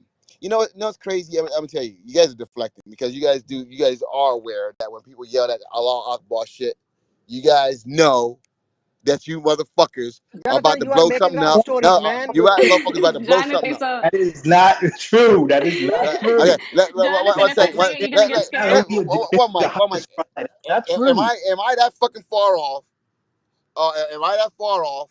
Okay. Uh, am I that far off that I'm saying some shit that if you guys heard that shit on the train or fucking on a plane that you guys wouldn't fucking duck kiss your ass goodbye. Feel like you're about to something. Don't do that. Don't do that. That's real. That's fucking real. Jonathan, if that scares you so much, you know what? That's my defense mechanism. If I'm gonna get jumped, I'm gonna scare people like you away and scream that. That's so funny to me, bro. I wouldn't test that one out. I mean, what are they gonna do? Check me and find nothing on me? Seriously, I'm just gonna scare off people like Jonathan who You're gonna just, scream that in the middle of a subway. I mean, If no, I said if I'm getting jumped, I'm gonna scream it and scare everyone away. Let Apparently, me people ask are you something afraid here. of just Okay, words, mere words. and Nelson, bring Ahmad up here. Ahmad up here because he has a lot to say in the tweets and all this other Fuck shit. Bring yeah. him up here. Okay, so here's the thing, Ahmed, because I'm gonna tell you something. All right, there's shit that happens. Okay, with Nelson and I the other day caught some shit because we were talking about, hey, if you're walking in a bad neighborhood and a couple brothers were behind, we were walking up on a couple brothers and they have we said that. Okay, and it's okay when we keep it real about that shit. Okay, now, Ahmed, I want you to keep it fucking 100. If you're on a fucking subway in New York and someone walks on that subway and then all of a sudden, you know, and they're a little puffy and they say Allah Akbar, you know, does that not give you pause at all? Fuck At all? no. I'm gonna jump up and see what the fuck's going on, Jonathan. But you gonna fuck us? Oh, okay. why do you need to see what's going on? Why do you need to see what's going on? Because, bro, someone jumping up and yelling Jonathan, shit you are on the funny. subway in You are front of very me, funny, fuck yeah, I'm Jonathan. gonna see what's Yelling going on on. the train. Now, what I gotta say, Jonathan, though, is, and why I just said it in the comments, you and I broke bread together. You're my friend, all right? And you going and saying all this fucked up shit about Arabs and Muslims and we're not racist when you've never been to the Middle East, right? And I don't even know. Hold on, I don't even know if you've ever even had a Muslim or an Arab friend besides me, and you're out there calling us racist, and we're all fucked up, and we're doing all this shit. Come on, Jonathan, man. I don't know if you're I'm not saying wait, no. What did you say a minute I ago? didn't say What did you say a minute hold ago? on 1 second. We're talking about the Palestinians. Okay, now let me just say this right here, Ahmed. I'm probably not gonna get no honesty out of you guys. So you're saying that there aren't any, there's not a lot that Arabs have not been known to be racist towards black people of color, Africans. Let's start there. Let's be honest. Let's see where your bullshit meter is. Yes or no? You know what though, Jonathan? I don't know. Why don't you But go? answer Okay, yes or yeah, you no. want the answer? Here's the answer. There's been racism. Of course, there's racism every fucking where, right? But if you want to go, why don't you go and pick up a Quran, right? And why don't you read the Quran and see how it is against our religion to be racist against people of other color? It is against our religion. But you Hold just on. said that I'm not you done. just said I'm not that done. there is. So obviously the Quran doesn't factor in here. What's that? You just said, but there is. You Yeah, acknowledge that because there is. racism is everywhere, but you're out there going and saying like, "Oh, the Palestinians are the most racist people in the world against Africans." I'm like, bro, we're No. I yeah, you didn't say did. that Yeah, most. you I said did. they're very racist against Africans. They are. You know they are. There's a section, and Why there's a don't, section no, in Jonathan, Gaza you're Strip that's lying. for You're African lying, Americans. Jonathan. You're a fucking liar. All right, admit it. You're a Okay. fucking liar. Okay. You How am I have lying? no You fucking just said proof. that they're You racist. have no fucking proof, Jonathan. What is your Okay. fucking You proof? just said. Okay. why don't you just, Jonathan? Why don't you just ask him if he supports Hamas? Why don't you ask every one of them?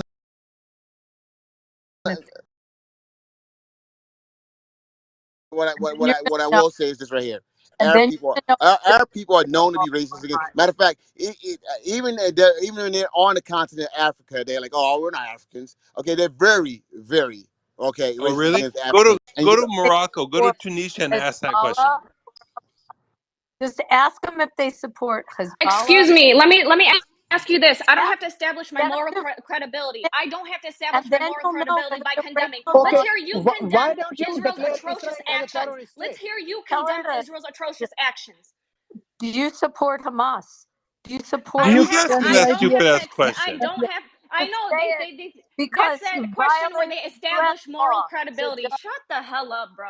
Just say it. Who the fuck is asking the stupid ass question? Who? I like as if they don't have to establish their moral credibility. Let's ask you the damn Real question. quick. Ladies. Abby, you can't do that. Respectfully, you can't. It fucks up my stage. I got like 1,000 people across 2 stages right now. Like you can't do that. The law breaks the law. You know.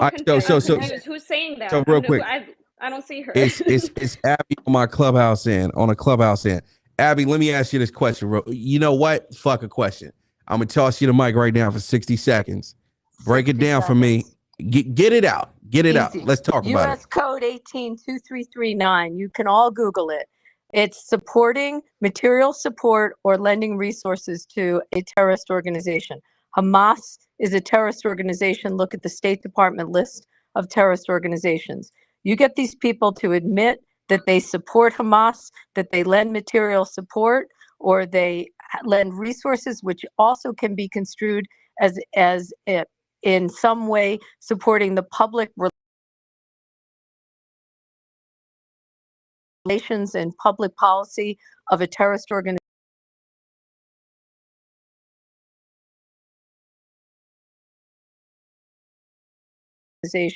and they are subject to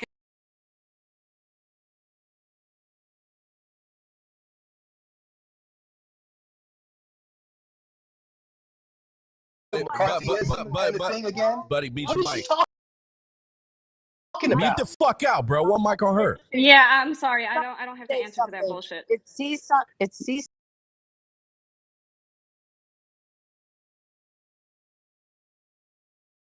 like, and I appreciate you. But that's your.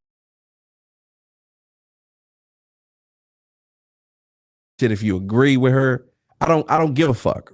The main point is this: when you jump in and interrupt somebody, it fucks up the listening experience. We're on a social audio platform right now. You understand what I'm saying? People are listening. You're fucking it up when you interrupt. Okay? So let me toss it to somebody that wanted to respond. Matter of fact, let me go to Sadeh. Sadeh, do you want to respond to that? No, I have my own points to make. Okay. Then I'll come back to you. I need somebody to respond to that. Can I ask her a question? Does it apply to Nelson Mandela, Abby? Because remember, Nelson Mandela was on the very same list. If you see something, say something. That's what you said, right? Nelson Mandela wasn't a terrorist list. Read it. No, Just read Abby, the law. answer the question. I ask you a very simple question. Do not throw the book at me. I'm not finished. I'm talking about Nelson Mandela. Nelson Mandela was on the same list. Was the U.S. Code 18 in? Yes. Was he Nelson in the United Mandela, States? Was you he in the haven't done United your States? homework well, Was Abby. he in You the haven't United done your work. States? Was he in the United States? He was was in in the South United Africa, States correct? terrorist list. Nelson Mandela was in a United States terrorist list. He was. So For what the record, you have to tell me now? Because our law is very clear. You can either follow the law or not follow the law. That's your choice. But So if it's you don't subjective. follow the It's law, not objective. you're subject to its penalties. I mean, you can like it or not, but if you live in No, the it's U.S., subjective it's a rule because of law. But I had the choice of supporting Nelson Mandela there's the lots of people you apartheid can regime laud. of South Africa, Abby. I don't want to support the South Africa apartheid regime. What should I do? Could have been on the list. That's just who you want to support. I don't really give a shit. I don't want to support I give apartheid a shit regime what of the law South is, and if Africa. someone What can breaks I it, do? that's what I care about. I care about if someone's breaking the law. It's that simple. You can like it or not, but live in this country is a rule of law, and you better accept. Do you condemn Israel as a terrorist state then? Penalties. Do you condemn Israel as a terrorist state? Because No, it's not a terrorist state. Let me finish. Wait. I'm trying to help Nelson. Wait 1 minute. Real quick. Okay. All right. 1 second, Abby, give me a second. Abby, give me a second. It's Nelson speaking. Okay, give me a second. Like, listen. I know a lot of you guys want to speak. I'm not gonna let you fuck on my show though. Okay, I'm not gonna let you fuck it up. Okay, so respectfully, if that happens again, somebody's cutting somebody off. I'm talking to the audience. Either you're on Twitter or Clubhouse. Doesn't really matter. You're going to the goo. Okay? Don't care what side you're on. Pro-Israel, pro-Palestine. Don't give a fuck. Okay? Yeah. So, Hey Nelson, you know what's crazy? I'm telling you what's crazy. You know, you seen the aggressive fervor of our good friend, because I love our man. He knows I love him. The aggressive fervor when we start talking religion. I mean, if someone came up and said Christ is this, that, and I'm like, okay, whatever, it is. Yeah, okay. I don't have to get up and say, yo, you piece of shit, yo, that. No, Jonathan, I you don't. were, but you're like, you guys, you fuckers, you this, you that, you this, you that, right? Jonathan, don't No. don't turn it I'm around. talking about. Yeah. Well, there's Al Qaeda. There's ISIS. There's I can't say Taliban because Taliban hasn't proven to be terrorists. Okay, but they I think they're abusive But towards but women and everything Jonathan, we're else. talking about racism. No, we're not doing. I'm not. I haven't mentioned any. When we talk about race, let me just say this right here. Okay, Arabs. Okay, the Arab people have been known to be pretty damn racist, and you know it. And that's crazy that when we're having these discussions or debates, that you guys can say, yeah, you know what, yeah, I can see that. You know, I can see Jonathan, why that. don't you? You know, that's like me saying there's no high crime Jonathan, in black I'm gonna, neighborhoods I'm gonna, because I'm gonna buy you a ticket to the Middle East. I swear to God, I'll put my money down. All right, I'll fly you to the Middle East. I'll take you to Syria. I'll take you to Jordan. I'll take you to Dubai.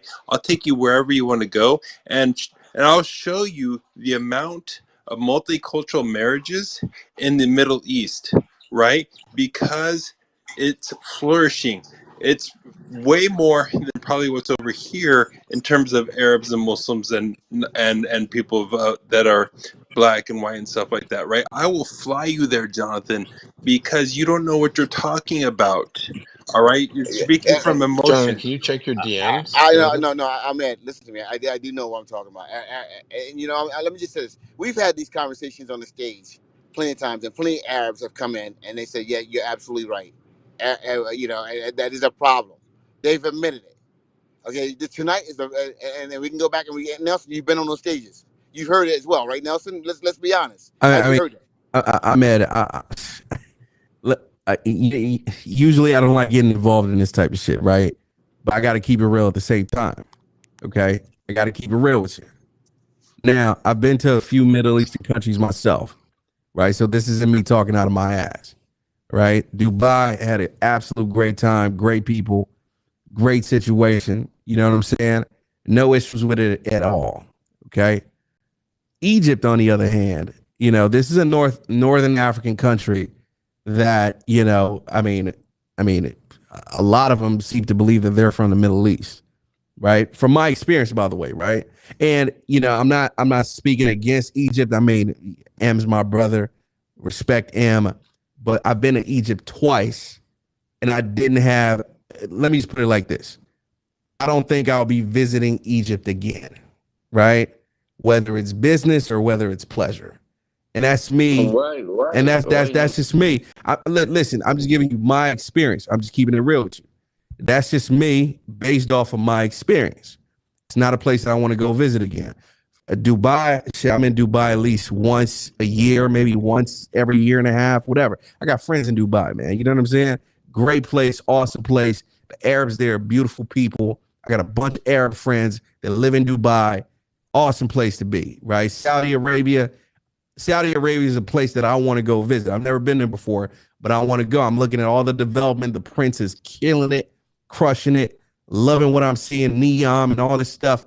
Absolutely want to go there. Egypt, not so much. Morocco, not so much, right? Iran, no, right? That's just me though, okay? Right? And I used to date an Iranian back in high school in London, right? You know what I'm saying? So I have no issues with the people, no issues with the situation, but based off of my experience, I don't want to go to certain places in the Middle East. That I'm just keeping it real with you. You know what I'm saying? So there is some truth to what Jonathan's saying. I guess the problem is how he's saying it. Yeah, of course there's truth to it. Everyone's fucking racist, Nelson.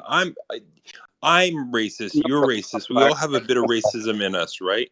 But Jonathan going out and saying, "Oh, the Palestinians, all these, et cetera, they're the most racist. They're the worst." Da, da, da. And Jonathan, you have never been to Palestine. You've never. I don't No, even know if I've you have never a been to Palestinian Palestine. friend. I've never been to Palestine. I don't even know where Palestine is, to be honest with you. Okay, and Where is Palestine? Because do you know any the last I checked, Palestinians? there's no Palestine on the map. Well, look at Oh Lord. look at the National Geographic and all the passports. And look, I'm not, this is a whole other conversation, but Jonathan, you going in and saying the Palestinians are all racist, et cetera, against Africans and them being the worst, bro, and you don't have any proof for that. You're just going off of a gut feeling. I'm like, come on, bro, you're No, I smarter never than said I that. was going off a gut feeling. That's not, Oh, no. it seems You like it. guys, let me just say this to you, and I'll pivot off of it, okay? See, you don't even know the experience of an African American. If you go like to China and they want to touch your skin, they want to rub your hair to see how coarse it is, and all rude to strangers. Okay, see, you guys sitting there and and you're like, oh no, listen to me. I'm not saying all Arabs, but the Arabs have been very, very racist against black people, people of color. Okay, people of color.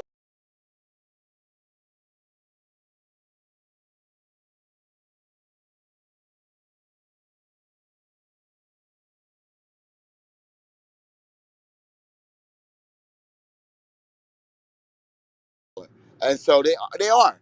And let me just say something.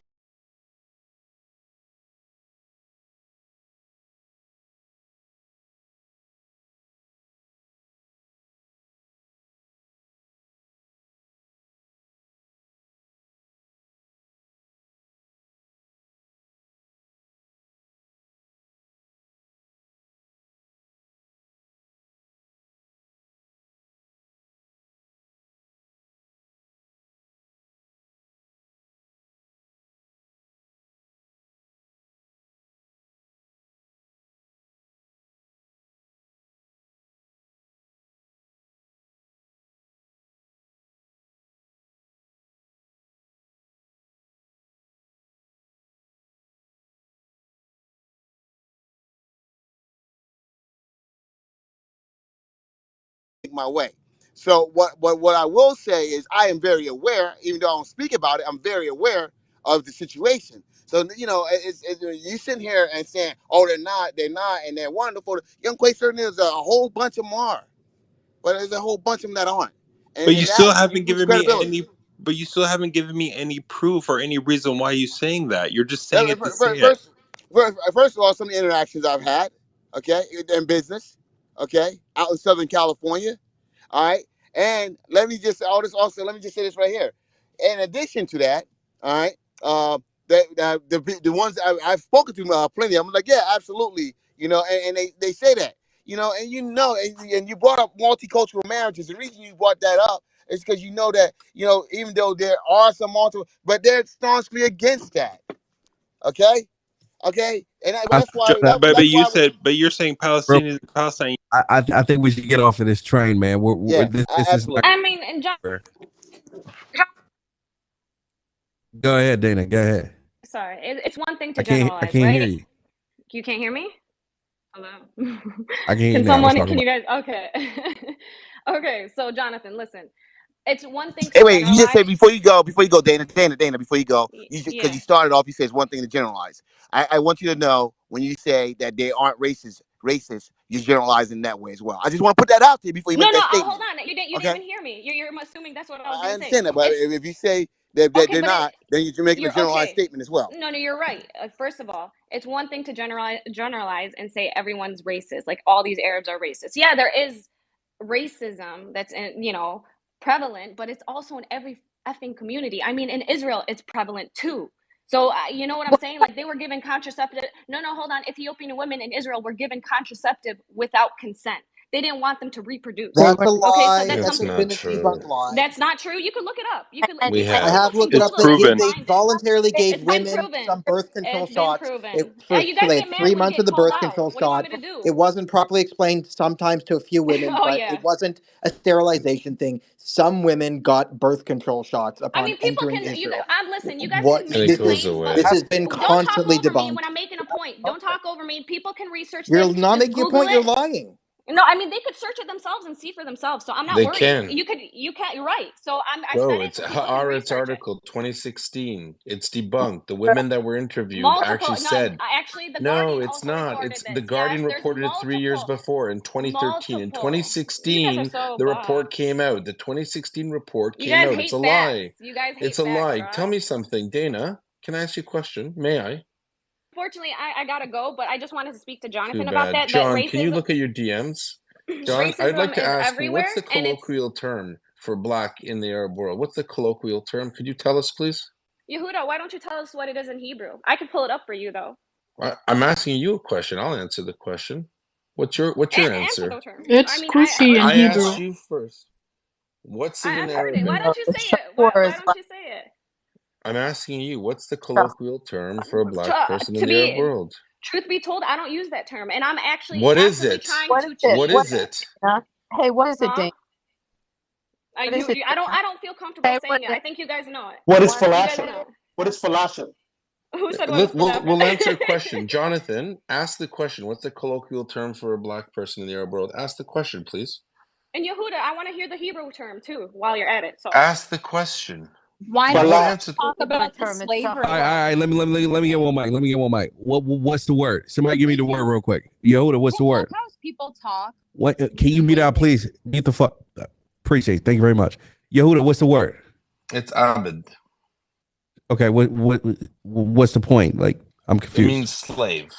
So to deny that there is systemic anti-black racism in the Arab world is disrespectful and insulting. I never You can said own that. it. You can own it and say we're working to a better future. I personally don't believe one group of people are more racist than another. I think it's an ailment of all society. But for you to dance around and mock Jonathan and mock his experience, especially this Ahmed guy, totally I'm not clowning mocking around. anyone. Don't speak for me. Thank you. Then I won't talk to you. Let me fill you in. One mic. One mic for you to play around and accuse Jonathan about his lived experiences when Ahmed already knows the answer, and so did Dana. That's a joke. Shame on you. Oh my God! You see this blame game? Shame on you. Hold Tell on. me what's the N word in hold on? What's the N word in Hebrew? Tell me. What do they say to the black Honestly, people in Israel? just keeping it real with you guys. Just keeping it real with you guys. None of this shit fucking matters, in my opinion. I can give two fucks, right? Yeah, but what I will say, Nelson. No. I don't want to. I don't want to keep going on this race bullshit. Like I can give two fucks, right? It's over. Right? So I can hop on a fucking plane to wherever in the fucking world, and no one's gonna tell me shit. You know why? Because money rules the fucking world. Okay, you're not gonna tell me shit as a fucking taxi driver or a fucking driver driving me, and I'm in the back fucking seat. Kiss my black ass. Okay, so I can give two fucks. All right, so let's move the conversation forward. All right, Nelson. Hey, Jonathan. You know what? Unlike Yehuda, you and I are friends, and you and I have broken bread. And no matter what you think, you're still my boy. And next time you come to Cali, we're still going down to Newport. I know that, We're man. going I to know dinner. that, man. I know. I'm just making sure. I'm letting everyone know, especially Yehuda, who doesn't even know you are my relationship with each other. That we're good, but.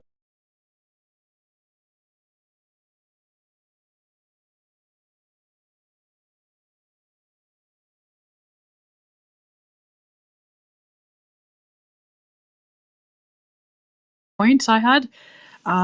So regarding the tunnel video you posted, I mean that the IDF shared, to be honest, you can call me dumbass or plays as sound, I don't care, but he said above us is a hospital, but they don't show the entrance via the hospital.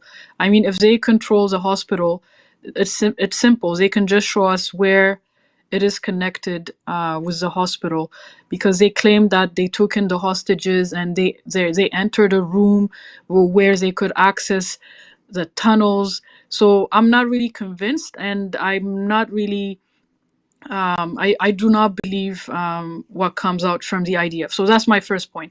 Second point, today the former Minister of Justice of Israel, Ayelet Shaked, she said on TV, live TV, that they will turn Khan Yunis into a soccer field.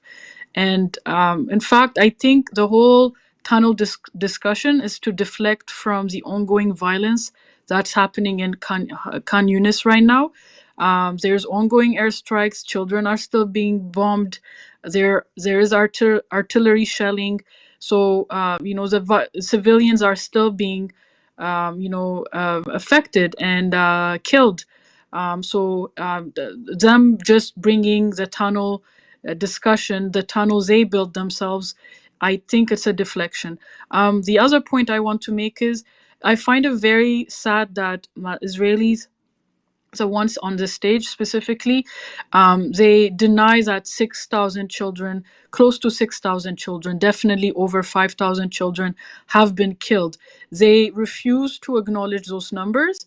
And when, they do not want to give you the numbers they estimate, but they refuse to acknowledge that over 14,000 civilians have been killed. And yet they expect the other side to acknowledge the narrative on what happened on October 7. So it's a two-way street. If you want people to acknowledge, the numbers and the narrative you provide on what happened on October 7, you should also be able to face your, the reality and realize that since October 7, over 14,000 civilians have been killed, including over 5,000 children. Claiming, those are Hamas fabricated numbers, won't do it.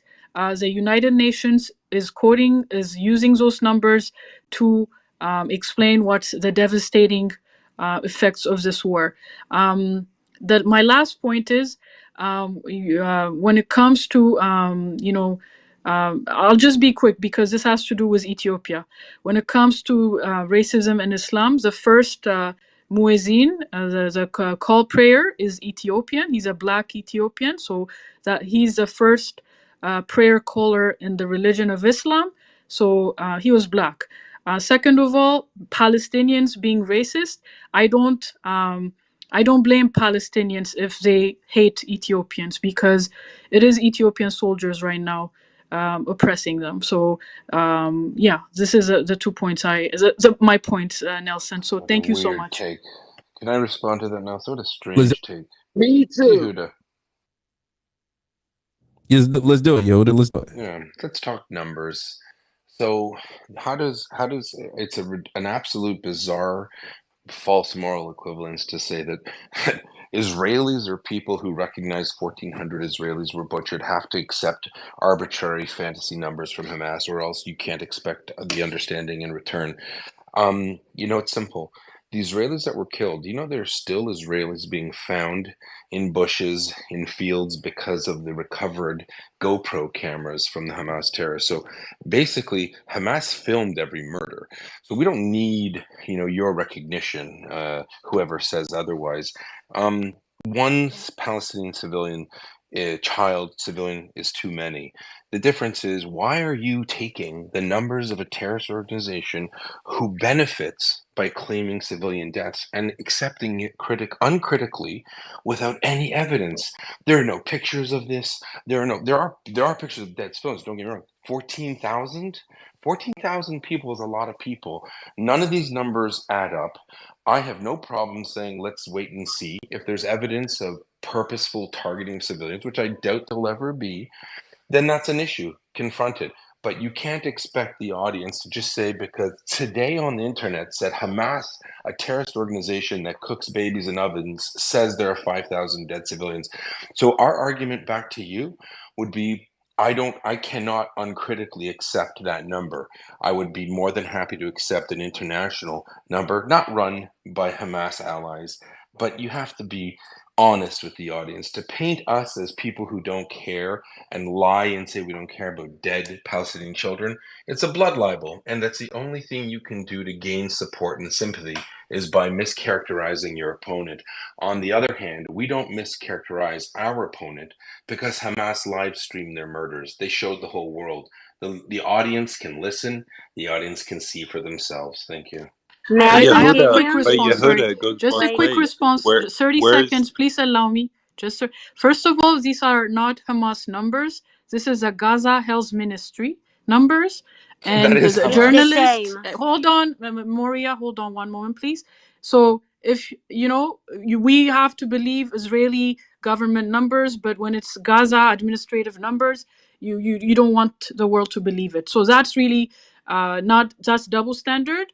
So Palestinians are liars, but Israelis are the truth tellers, right? So Hamas that you're is the actually Gaza Ministry of Health hold is on, Yehuda. Hamas. So Do you not know that? hold on. Yehuda, No, in can you Israel, just address that? Hamas is Yehuda, Gaza. IDF and the Israeli government are the same. It's the same logic you're applying Are you here. listening to yourself? It You doesn't. just said the I Gaza am Ministry of listening to Health. myself. I trust the numbers coming out from the Gaza From Health Hamas. Ministry. They're From the ones Hamas. dealing Okay. with the death numbers. Okay, and I Hold just on. told One you last that comment. the deaths of Israelis are documented by Hamas themselves. Okay. So why don't you believe Hamas's numbers there? Okay. My last point, and I'll move on. Earlier, actually, you asked me to respond, Nelson, to a lady who was quoting U.S. law saying, doing PR work or talking about Hamas or defending Palestinian cause is a criminal act. I find that very interesting. For decades, you taught us in curriculums about never again. Every year in Canada, we're reminded about what happened in the Holocaust. You taught us about what happened to European Jews, what the Nazis did to European Jews. You taught us what Holocaust, ethnic cleansing, genocide looked like. You taught us this in schools. I learned it in Ethiopia. And now, when we recognize that in what you're doing to Palestinians, you call it a criminal offense. Who do you like? Do you think we're stupid? Do you think we're idiots?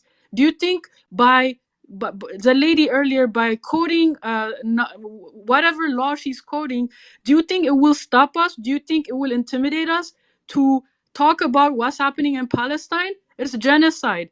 And you are the guys, you taught us to identify it for decades. Every year we mark never again. And the reason we mark it is because when we see it happening today, we have to call it out. So, I forgot to add that. Okay, can I reply? Because that was not 30 seconds. No, she's talking to me. Hold on. She's talking to me. So here's the contradiction I'd like everyone to note. Today wants you to believe the numbers from Hamas about Palestinian people killed without evidence, uncritically. She says they say it's 14,000. They say it's 5,000 children. There's no evidence of it, but they say it. Okay. Yet, when it comes to, ready for this, Hamas videotaping the butcher of 1,400 Israelis with their own cameras and showing the world, that's a number she can't go with. But here's the funny part. She has no problem saying that if you don't accept Hamas's numbers, you're not going to accept our numbers. Hamas is the Gaza Ministry of Health. Anyone with a functioning brain knows this. The fact that she doesn't know it demonstrates one thing. Her blindsided hatred for Israel and Jews is so great, she's willing to make herself look silly. It's shameful. And for her to minimize the murder of 6 million Jews in the Holocaust, saying never again, and pretending that somehow there's parity between that and the Palestinian Arab-Israeli conflict is actually anti-Semitic. You can't say that the Holocaust, where 6 million Jews were industrially murdered by the Nazis, is the same as a conflict between Israel and Palestine. If you think that, I honestly hope you get your tuition back, because school actually. Nelson, may I continue, please? I talk about it, Mariah. Let's go. Great, thank you so much. So for my sister from Ethiopia, that I really feel your pain, and I see you every day coming and fighting. And I want to say first that I wish that the Hamas leader was worried about their own people, like you are really, really worried about the Palestinian. So first, chapeau. Second things, it's let's like think like a normal people, right? Now there is an attack on Gaza, Israeli an attack. Yeah, it's happened. Yeah, every day, also tonight, and it take 5 minutes to the BBC, to the CNN, to say exactly how many kids, exactly how many an adult, exactly how many women get killed And I wonder how they know how to count so fast. For us, after October 7, it took us a couple weeks to understand how many people died in our side. So how come?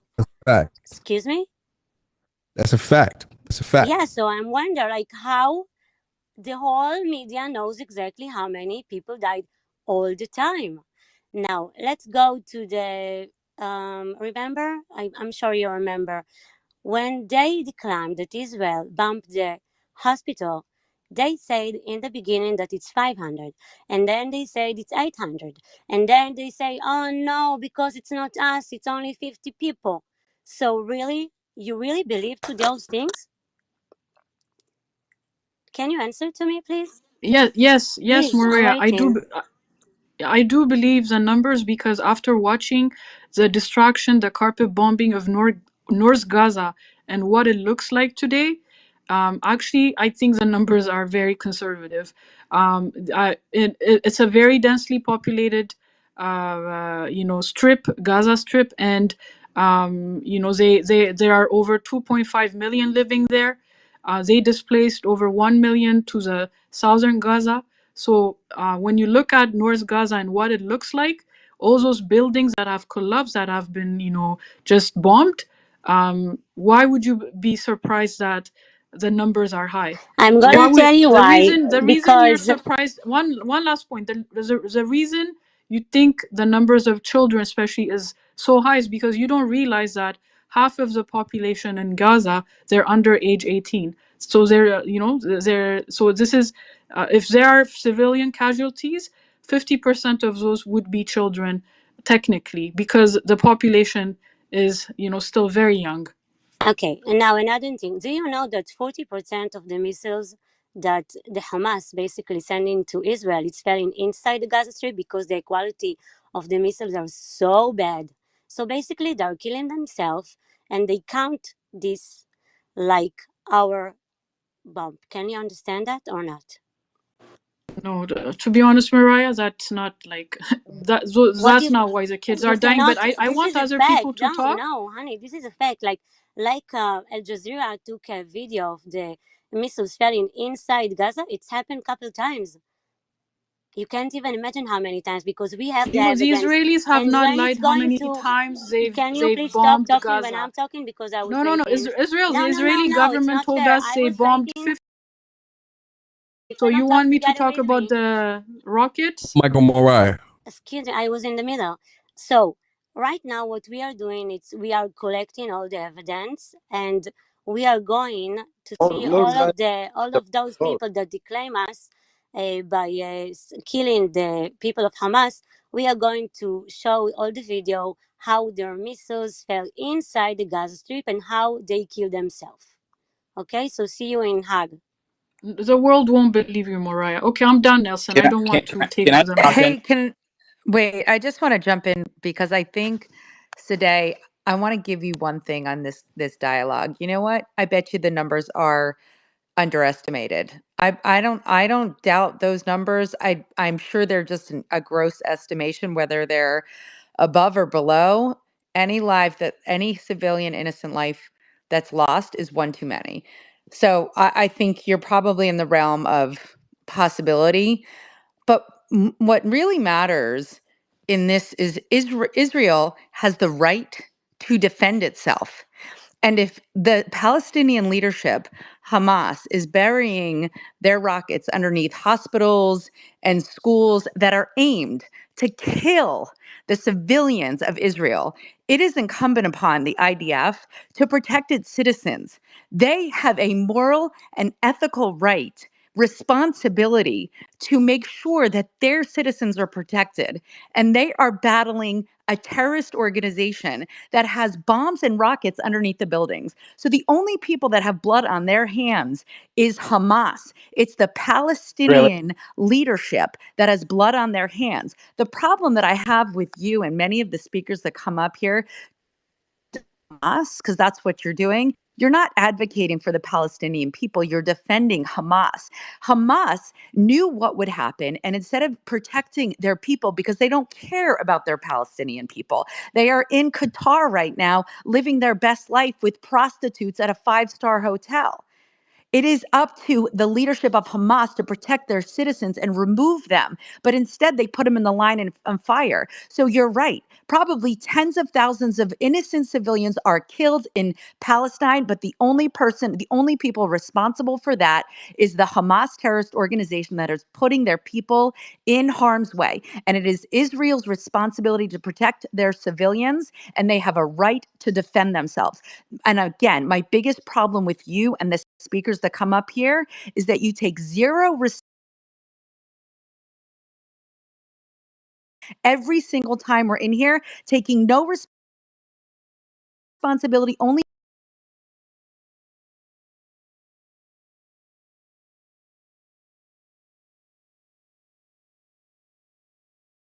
productive. So I'm going to give it to you. Tens of Nelson, please hold on. Please.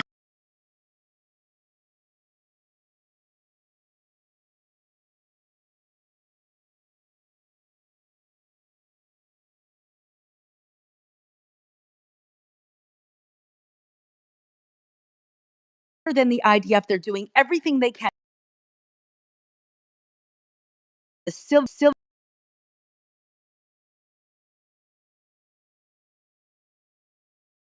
as soon as you can taking responsibility and aligning with productive rooms. I'm done productive rooms. I'm done speaking. You can go on your next tirade. Thank you, Barbara. Nelson, please hold on, guys. Guys, she accused me of something serious. So, if in case you're collectively punished because the government in charge was seeking to retaliate against a political group that had arms. In order to catch those people, they killed over 1 million people were killed in the process.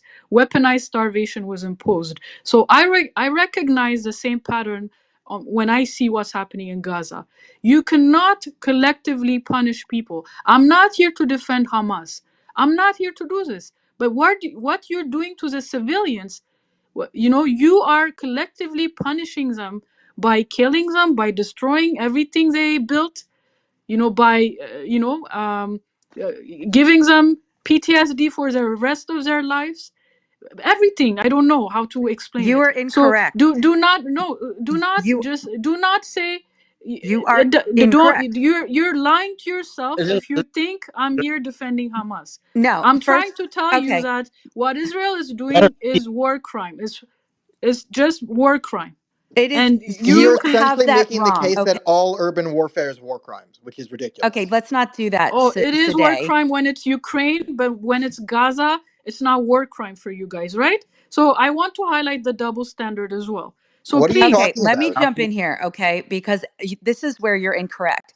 Is that we are not going in to kill civilians. We're going in to take out military artillery that are, oh my God, military sites, rocket launching sites that are aimed at killing the civilians of Israel. And it is the responsibility of the IDF to protect their civilians.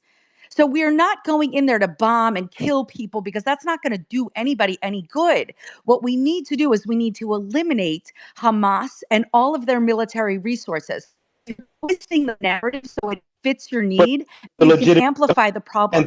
Now, if you can do me a favor, because you seem to have such insight, why don't you do us all a favor and talk about releasing the hostages so we can stop all of this aggravation? How about we talk about surrendering Hamas? How about we talk about surrendering your Hamas leader? How about we talk about peace? How about we talk about a solution instead of you amplifying anti-Semitism and twisting the truth? Because the truth is we have no interest in bombing any civilians or hurting any people because it is absolutely useless to everybody. But what is useful is that we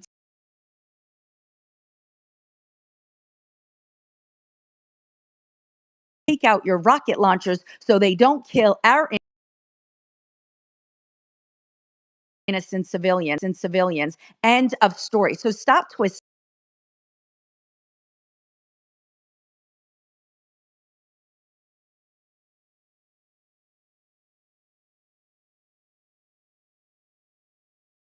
A civilian population. It's not anti-Semitism. Every It time is when it's somebody not gives you, true.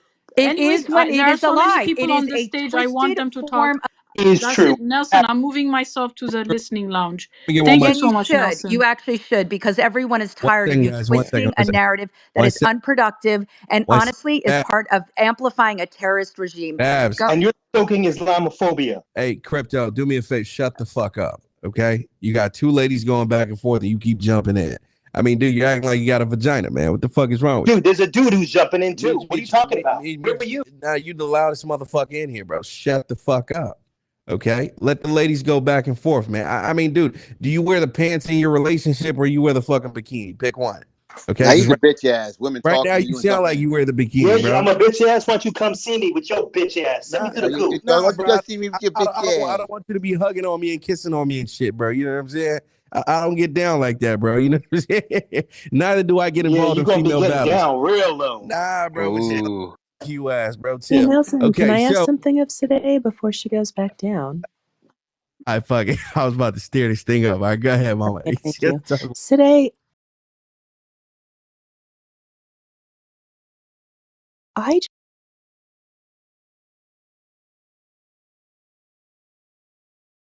at this point, give me a sense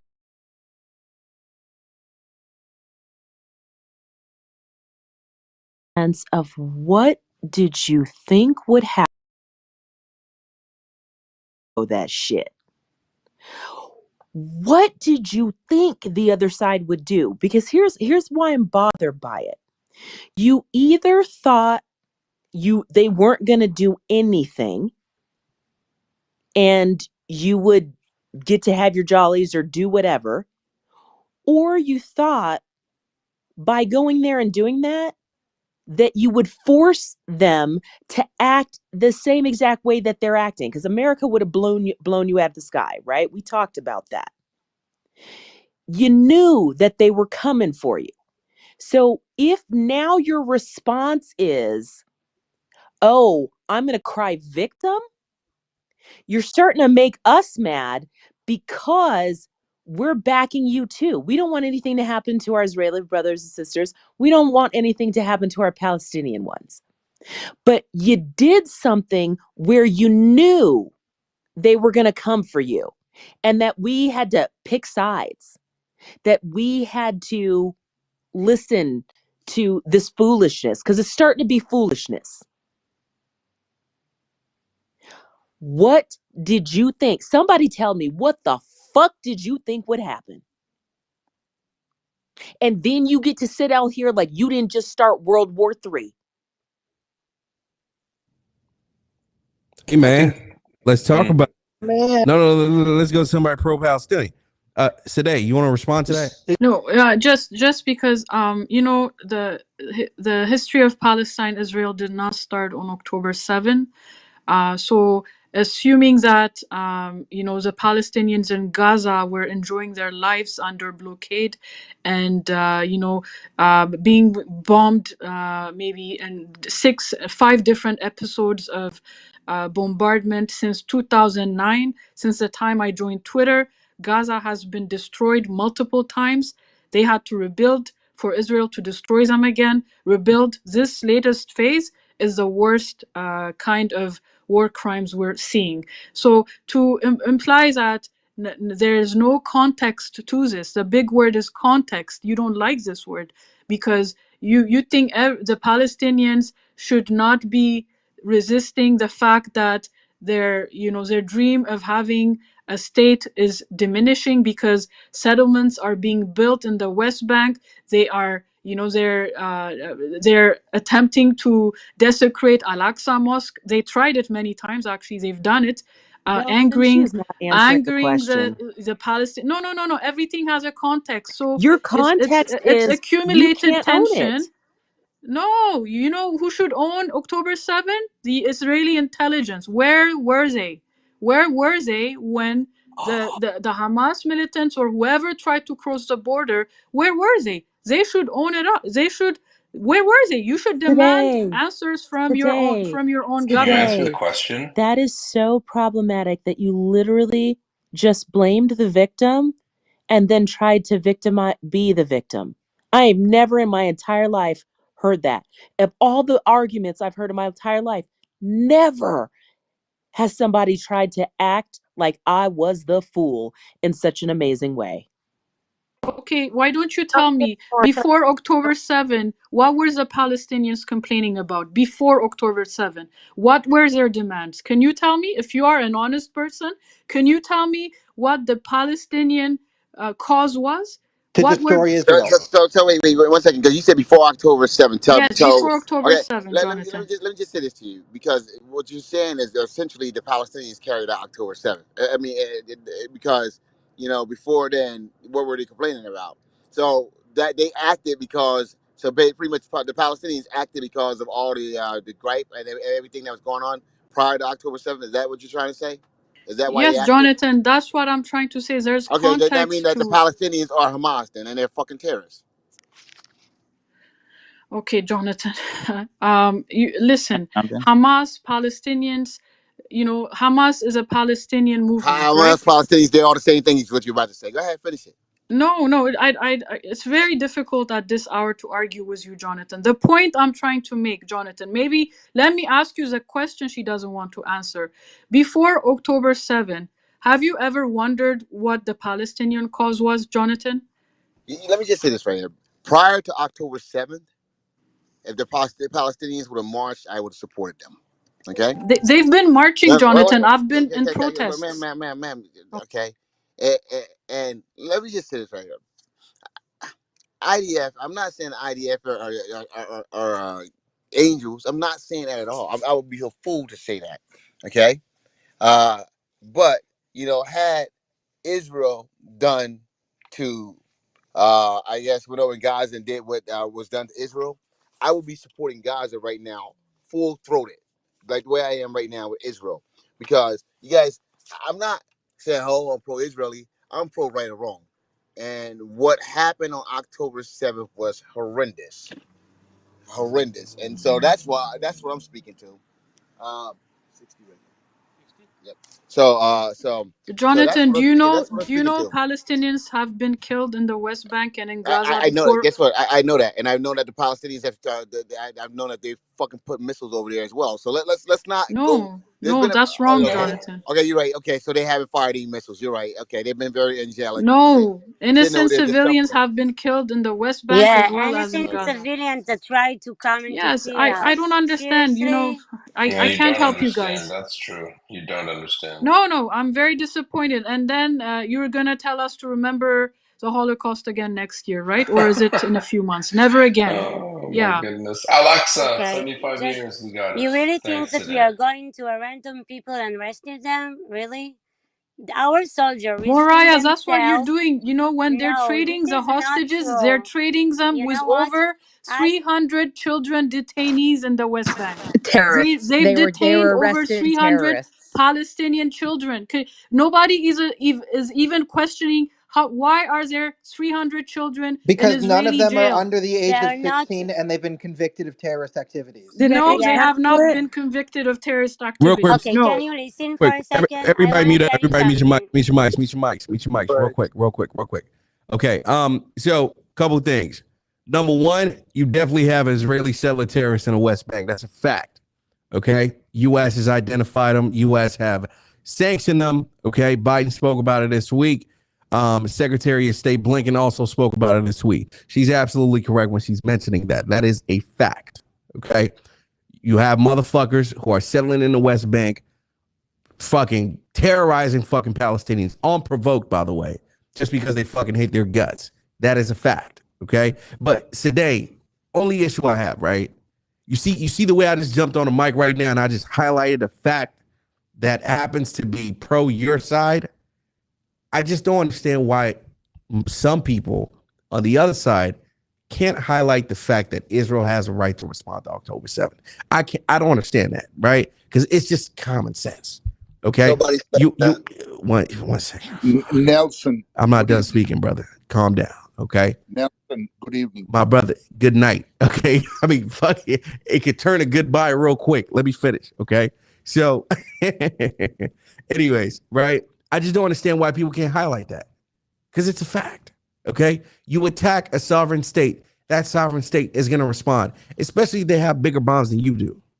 Okay. If North Korea were to attack us in the United States today, guess what? We will blow those motherfuckers to smithereens. Give a fuck who the fuck is saying innocent people in North Korea dying. Who gives a fuck? We'll blow those motherfuckers to smithereens. Let's keep it real. Okay. 9/11 happened. What happened? We went over there and we blew those motherfuckers to smithereens. Okay. Wrong country, though. We killed a bunch of, it doesn't fucking matter. The point is, a sovereign state is attacked, that state will respond. Facts. Especially if they have big bombs. Okay? They just go crazy and kill everybody. You goddamn right. Fuck it. Guess what? And they have every fucking right to do so. And our occupier. Okay? I mean, like the history of conflict, history of wars, history of similar situations where a sovereign state is attacked, especially if they have bigger bombs, there is always 99.99999% a response. Okay? And it's usually not proportional. You killed 100 people here, we'll kill 100 people there. It's bullshit. It doesn't happen like that. We can go back to World War II, right? Who stopped World War II? The United States. What happened? Japan invaded Pearl Harbor, killed a couple thousand Americans, 3,000 plus. What did the U.S. do? We flew 2 fucking atomic bombs, dropped it on fucking Japan, and killed a couple 100,000 people. Okay, guess what? A sovereign state was attacked. The sovereign state, in this instance being the United States, responded. Was it proportional? Not even fucking close. Killed 1,000 times more people than they killed when they initiated the situation. I mean, this shit is all over history, man. Like, we're acting like we haven't seen instances like this in history. We're acting like this is the first time we've ever seen anything like this before. Are there innocent people dying? 1,000%. Do I feel bad as fuck for the innocent people dying? 1,000,000%. Okay. But at the same, it doesn't matter what the fuck I feel, bro. It doesn't matter. So Nelson, the Palestinians have also the right to respond to over 75 years of oppression, with your logic, right? It doesn't work like that. Palestine's not a sovereign state. Number one. No, you can't say that. That's not fair. It's not about not fair. Oppression, suffering, it's the same deal. So today, let's talk facts, right? Is Palestine a sovereign state today? They can't be a sovereign state because they're building settlements. They're preventing them from becoming a state. Today, calm down. Please answer my question directly. Is Palestine a sovereign state? They do have the Palestinian Authority. So they have representation at the United Nations. They have a seat at the United Nations. Yes. Technically, yes. Can you Google what a sovereign state is before you answer that question? Come on, Nelson, let's not be technical. Like, no, you're dancing around. You know what you're saying? Oh my God. Now I can use what you're saying. Meet up. Today, right? I'm asking you a question. Fuck me, Lord have mercy. I mean, guys, listen. We can't have a debate if one side is not being, is being disingenuous. We cannot have a debate like that. Okay. Exactly. Okay. Exactly. So when it comes to facts, technicality, Palestine has never been regarded as a sovereign state. Ever. According to UN, right? According to UN, right? I'm just being. How is it bullshit, bro? How is it bullshit? You tell me. How's it bullshit? I'll tell you if you quit muting me up. You want to compare Japan dropping a bomb? Forget Japan and dropping a bomb. No. You what do you mean forget it? Buddy. That's not the question I asked you, bro. That's how stupid your ass is. Hey, bro. You want to put it in the argument? Dude. Go get your echo chamber You don't give a fuck about Palestinians, bro, and don't give a fuck about humanity, bro. And you go ahead and keep check this talking out. Check this out. Check this out. Check this out. colonial master shit. Check this out. Check this out. Right. I really want to cuss you the fuck out right now. What you want. You understand what I'm saying? I really want to fuck. You can't do shit to me, boy. You can't do shit to me. All right. You know what? By the way, you know Nelson, what? Palestine is a state. One second. Today, one second. I check this out. Check this out, bro. Check this out. I'm gonna do you a favor. I'm gonna do you a favor. You will never. Fuck you. You can't do shit for me. I'm gonna do you a favor right now, right? I'm doing you a favor. I just permanently blocked him. He'll never see this space or room again in his life. Okay. Since you hate me so much, you want to talk all that shit, insult me and all that shit. I just did you a favor. You'll never ever see me again in your presence. Okay. Goodbye forever. Okay. So moderators, if you ever see that gentleman come into that MM room on Clubhouse, block him. Matter of fact, I'll block him from the club as well. You'll never see it again. Okay. So again, I just asked one simple question. Is Palestine a sovereign state? Don't tell me about it. According to the UN. Check this out. Listen, don't tell me about atomic bombs. Don't tell me about Japan. Don't tell me about any of that shit. Let's get over this one hurdle first. Is Palestine a sovereign state? That's it. The UN recognizes it as a state, and they've given them a seat at the United Nations. So, yes, technically they are a state, even though they have not completed all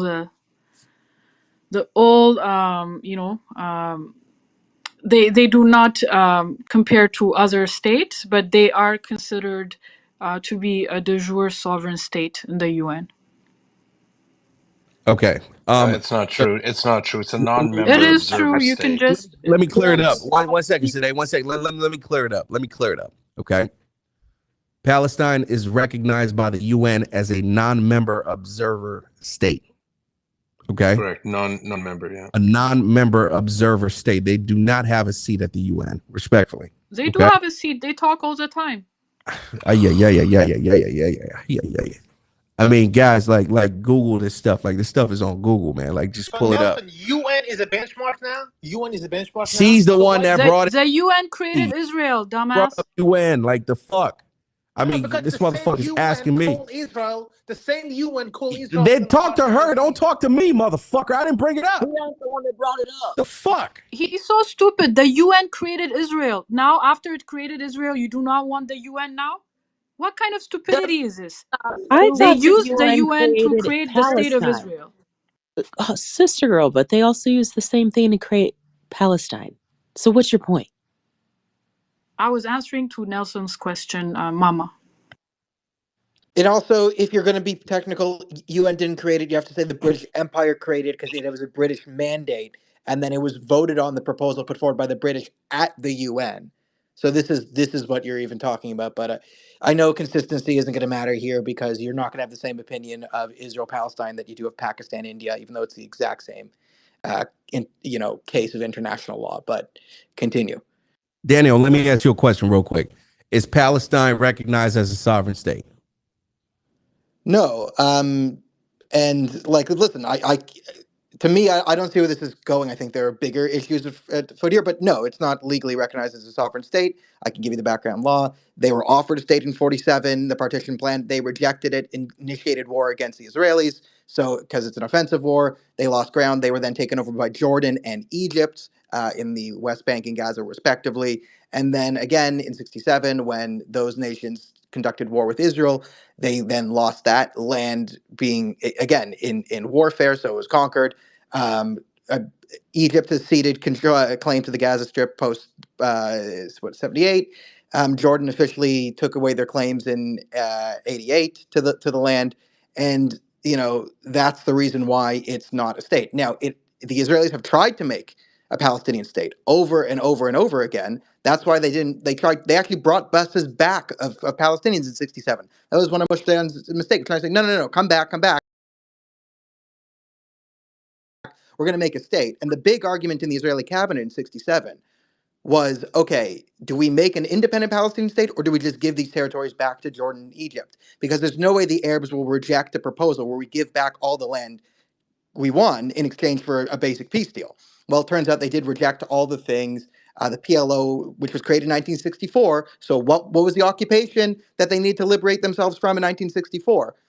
In their own founding charter, the PLO says, Article 24, they lay no claim to the areas known as the West Bank or Gaza. So that's the current government. They've ceded all territorial claim to the land they claim to own. And the only reason we're talking about this is because Israel has forcibly made one. And then you could argue in 1993 in the Oslo Accords, okay, Israel and America tried to create fractions of a Palestinian state, which devolved into terrorist nonsense almost immediately.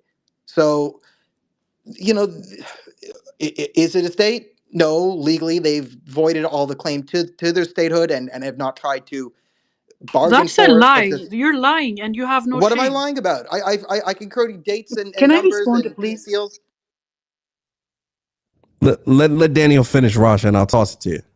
Go I ahead. mean, I can let someone respond to this. I mean, this is my basic thing. It's like, no, the legal argument, Palestinian is not a state. It could have been had it accepted any of the deals that would have given it and conferred it legal statehood, but they chose to reject those deals and initiate war. So, and then they lost the war. I mean, 2005, Israel made a Palestinian state. Gaza, there you go. There's a state. We're gone. No Jews. Every Jew moved out, even the Jews from the graves. No dead Jews there, too. Have a The state. illegal settlements came from Mars. Sorry. Yeah, but Aliens planted those. today. Don't take us from A to B. Let's stay on A, right? I'm saying the settlements were removed in Gaza that you're complaining about. And it real quick, 1 second. Right. Well, real quick. See, that's the thing I hate in debates, right? When one is deflecting from 1 to 2 to 3 to 4, stay on 1. Okay, that's a very simple question. Is Palestine a sovereign state? Daniel answered that question beautifully, right? Everything he said regarding that question is fact, documented fact that anybody can pull up right now with their phones. Okay, you danced around that question like you were freaking Michael Jackson moonwalking all over this motherfucker. You understand what No, I'm saying? Nelson, you're wrong. Wait, let me. I'm not wrong. Okay, it's a fact. Palestine It's has not never. a fact. What he said is complete nonsense. That's why I was quiet. I'm too tired. Let me finish. Okay, Palestine has never been recognized as a sovereign state internationally. Never. Maybe in your dreams, maybe when you're sleeping and telling your kids bedtime stories, whatever the fuck. Realistically, your real life, no. Right? It is not a sovereign state. And the They reason just haven't secured the land, Nelson. They have a seat at the United Nations. they do. But see, I just told you what their status is with the UN. If you don't think that's true, Google it yourself and pull it up yourself with your phone right now with internet. I'm looking at my screen, Nelson. It says states, the keyword state. That's not, yeah. They are a non-member observer state. They do not have a seat at the fucking UN, respectfully. Okay? All right, Google what that means, what that status means. Maybe you can understand. Okay? All right. So wait. Before we pivot. Just for you to know, you One second, brother, let me finish what I'm saying, man. Dude, I appreciate you. Thank you very much. Okay, so anybody can Google that, find it out. The point here is, right, we were talking about the fact that Israel had a right to respond to the October 7th attacks, right? You asked the question, so can Palestine respond for all the oppression over the past 75 years, right? Apples and oranges. One is a state, one isn't. Okay? One is a state and one is not. You cannot compare both, is the point that I was trying to make. Okay? Okay, hey, Nelson. One mic, guys. Hey, is Twitter, did it crash? Because Nah, we're live, bro. Okay. All right. I'm trying to get back in. Maybe I'll use a different device. Okay. Yeah, we're live. Okay. All right. But let's keep the microphone rocking and rolling. Rasha, talk about it. Rasha. Yeah, sorry, because you told us in the beginning, like, don't, so I was like quiet, I was like respectful. First of all, happy Thanksgiving to everyone. My deep condolences to both the victims, the murders, whatever happened whether in Palestine and in Israel. My heart goes also with the Syrian victims in Syria. Well, let me answer a very important question you asked about it, Nelson. I agree with you and Daniel. Palestine has not yet met the de facto requirement of statehood to recognize Palestine as a state. Wouldn't even, in matter of fact, actually, therefore, not only met, since Israel been recognized, by the way. Palestine hasn't met any of requirement needed to statehood. In matter of fact, also they don't have defended like title over their defended territory, and this is exactly was written in the legal petition between the two parties. This is first. I want to go with, please go with the title, because you went far away from the title. As far for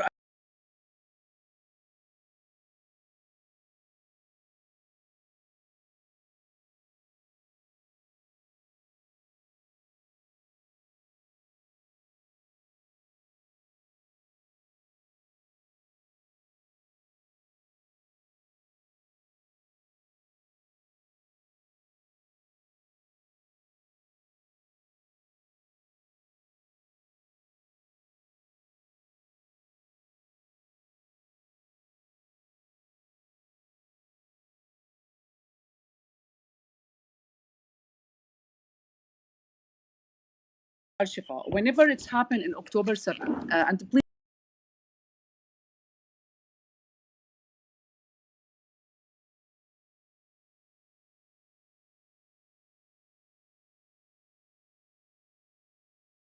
SHIFA, whenever it's happened in October 7th, and please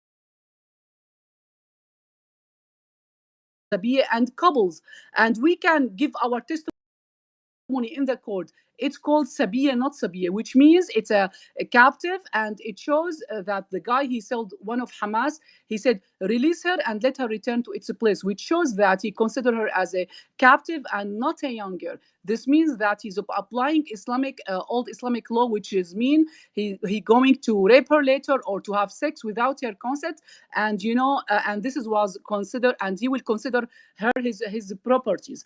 And again, we saw another video which were there, they saying, oh, this is all sabaya in the basement. And again, he mentioned sabaya, not sabaya. So please don't. And we saw those innocent lady who they discovered later that she was a peaceful girl or female, work between Israel and Palestine. We saw the blood behind her pants, the white one. No one can defend it. And in the top of that, there was the expert Herzog. She just released one forensic. She said that she found bodies of women raped with such a violence that the pelvis bones were broken. Can you imagine? So we know this, they happen. They use it in ISIS in Syria. We know that they rape Yazidi women. They rape a lot of women. So don't ever say, these videos are not true or they didn't rape. And again, Hamas, when it started, and I'm sorry, I'm emotional a little bit. It's hurt me as a female that this woman's been raped and no one recognized them, and they are like, they said, oh, show me the videos of raping. Are you kidding me? No one here will show you when he will have sex with women, force her or rape her. Are you dumb? So don't ever mention or listen to those guys, and it's disgusting females. They are defending those monsters from Hamas and another things also. And another thing, so please let me go quickly to the evidence. Okay, there's a few other people that want to jump in. So, but thank you, Rasha. Continue, but land it so we can move the mic I around. heard a lot from everybody, so I'm just I like know, saying, I know. yeah. And also when they said like also that when they said like killing people, no one killed from Hamas civilian. We saw recently a video have been released, this killing women with their children. So there is no question about it. In the same time that for that tunnels, we saw the marble bathroom, and they said, oh, first of all, no tunnels. Second, tunnels are old. Third, it's been built by Israel. And fourth, it was so funny, it's for delivering food. Oh, they were delivering, McDonald's by tunnel. This is ridiculous. And the other issues also, the other issues, which is really important. Right now, we saw that more than 12,000 people been killed from Palestine. We saw those innocent civilian Palestinian were dead from the Palestine people, and we saw that over 15,000 people were wounded, from the Palestine side. But can you imagine Hamas what they did? They caused to kill all these people for exchange 150. In the other side were 50. So this is, I mean, the people who are defending Hamas, I'm sorry to say this, you are the most stupid people I have ever seen in my life, because they are not resistance. They are not resistance. They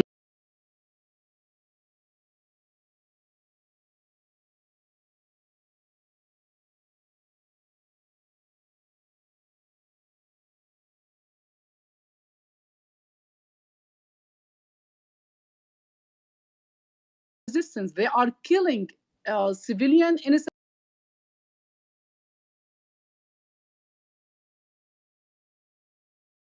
people. Thanks. They are being funded. $50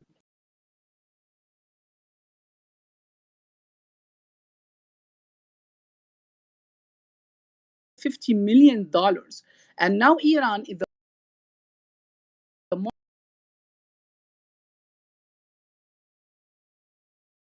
from this those civilian innocent people from Palestine. And we saw today a video, people from Palestine chanting against Hamas.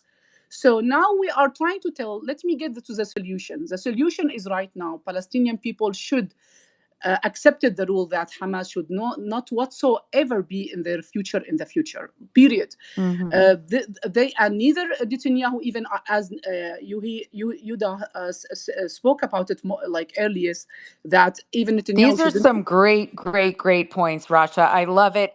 Let's put a pin in it. We have hands. We've got 20 people in the hopper. I just bring it home for us, girl. Bring it home. Bring it home. Yeah, I'm just telling you right now, people, they should, if they want to build up Palestine again, they should right now to, accepted that Hamas should not be in their cases. Start, especially choose a good politician for them who don't believe in killing. I think that was really well said. All right, I got to move it around. Sharon, you've been waiting so patiently. Rasha, we love your passion. I love everything that you said. But let me finish. I'm not gonna lie. You can tell you can tell that I love you, right? You spoke the longest that any one person ever in my love you has ever spoken before. I swear to God, in one stretch. You're pro-Zionist, that's why. Oh my God! Sorry, come on, this Dad. motherfucker, man. Don't listen to the joke, man. This motherfucker. She's from Syria. Tell them that she's from Syria. Hey, but still got like two people that want to speak on this side. I think Abadu. I can't. Well, what's your name, bro? What's the name of the guy that wants to speak there? Yeah, so you can I start now? That's what I'm talking about right now. What's up, man? What's the word? Let's talk about it. Okay, I as first I want to ask you, Nelson, about your experience in Egypt, and you may answer or not. I just hear. I'll not comment. I'll not defend Uh-huh. about your experience in Egypt, but I just want to hear about this. You want to hear about I tell you, my and I experience tell in you about Egypt? yeah. Okay. This is as What's a the first, point? and I tell you just one sentence in the room discussion after that. If you want to Yeah, but answer, it's okay. what's the point? Why do you want to hear about my experience in Egypt? Yeah, you say that you will not go back to Egypt again. Yeah, Why? Why? I want but because just to hear why. I didn't like the experience that I had over there. What's the big deal? Sorry, Because I didn't like the experience that I had over there. What's the big deal? I'm confused. you refuse. It's okay. No problem. No What? problem. So in your I main think there's point, a language barrier between us, bro. Because I can't understand what you're saying. You can't understand what I'm saying either. sorry, maybe because you don't want to to speak about this issue, so it's okay. All right, bro. I appreciate you, man. Thank you. Let me go to Gayton. Gayton, jump in, bro. What's going on? Yeah, I want to say what Israel is doing against the Palestinians is a clear crime, a clear violation of human rights and the Geneva Conventions. What Israel is doing is a very, very big crime. That's all, and that's right. No, I appreciate you, my brother. Appreciate you. Gayton, talk about it, man. What's the word? What's the word? Listen, I need you to be an upper right now, man. There's a lot Yeah, of people putting me to sleep right now, bro. Jump in. Let's talk about it. yeah. I've been waiting for an hour, but the conversation is so If you interesting. wait for an hour, I want you to bring that energy, my brother. Let's talk Uh, about it. I'm here responding to your question. I think your question is as confusing as the United Nations law, All right? right. Because first, sovereignty is not necessarily dependent on the UN full membership at the United Nations. Sovereignty has a fundamental principle of borders, right? Once you're a nation, you have people, you have lands, and you have borders. And when you have borders, you're a state. There is that thing that we call intangibility of the borders. So that's why people never. I don't think there's anyone here who's gonna argue that Israel does not have the right to defend itself, just like any other country in the world. So your question about if Palestine was a sovereign country. So there was this 2012, I'm sorry, speech at the General Assembly, and I'm gonna read it. That will probably give you part of the answer. And that they said, the General Assembly of the United Nations, they said Abbas said in the latest bid for the enhanced UN recognition, we do not seek to delegitimize an existing state, which is Israel, but rather to assert the state that must be realized, which is Palestine. So even in his speech, Abbas, the president of Palestine, even said that Palestine has not fully achieved being a full member at the UN, at the United Nations, right? So that's one thing to keep in mind. So there is a process when you want to become a UN member, right? Like you have to obtain simple vote, a majority vote of all the 193 members, and hopefully, right? And if you want to become a full member, you need to get the exact same thing with the addition of not being vetoed. And what we saw is that the United States, along with Israel, but the United States has a veto, they oppose to that. There are right now 138 countries around the world, because the world is not just the United States, okay, guys? There are 193 countries right now, member of the UN. 138 voted to recognize Palestine as a sovereign country, as a full member of the UN. Countries, I think it was 41 countries actually say no, including the United States, which vetoed that. So that's one thing that's one thing to point out when trying to addressing it. So I'm not gonna go into does Palestine has the right to defend itself or not? That's a different debate. But I think the key point is why Palestine has never been able to achieve, right? According to the UN Resolution 240 of the November 22nd, 1967, his uh, status as a state within those borders is because they have been blocked by many countries, many powerful countries who have veto rights, including the United States. Going back to the conversation, and I'm sorry that I'm doing that about racism, about Islamophobia. I think that's also besides the point. That's also besides the point because there is a prevalent racism because even the United Nations calls right now Palestine, right? That's also the legal term that they use to mention Palestine. They call it OPT, which stands for the Occupied Palestinian Territories, and the law, which are reinforced by Israel, even outside of the West Bank and outside of all these uh, supposedly or there are rightfully Palestinian territories. Those laws have been called being apartheid laws, which discriminate against Palestinian 100%, right? So they do discriminate against them. They talking about conviction rates that Israeli settlers they do they commit crimes and they are being charged. That's great, but that's not what the United Nations says. The United Nations says that there is nearly 100% of conviction rates on for Palestinians who are being arrested, and behold, less than 3% conviction rate for Israeli who commit crimes. So either we want to say that the entire population of Palestine, right, the Palestinians are inherently criminals, right? That's why we should just put them in jail, and at the same time that Israel, there are holy, they never commit crimes, and that's why there is such a low turnout rate when it comes to conviction.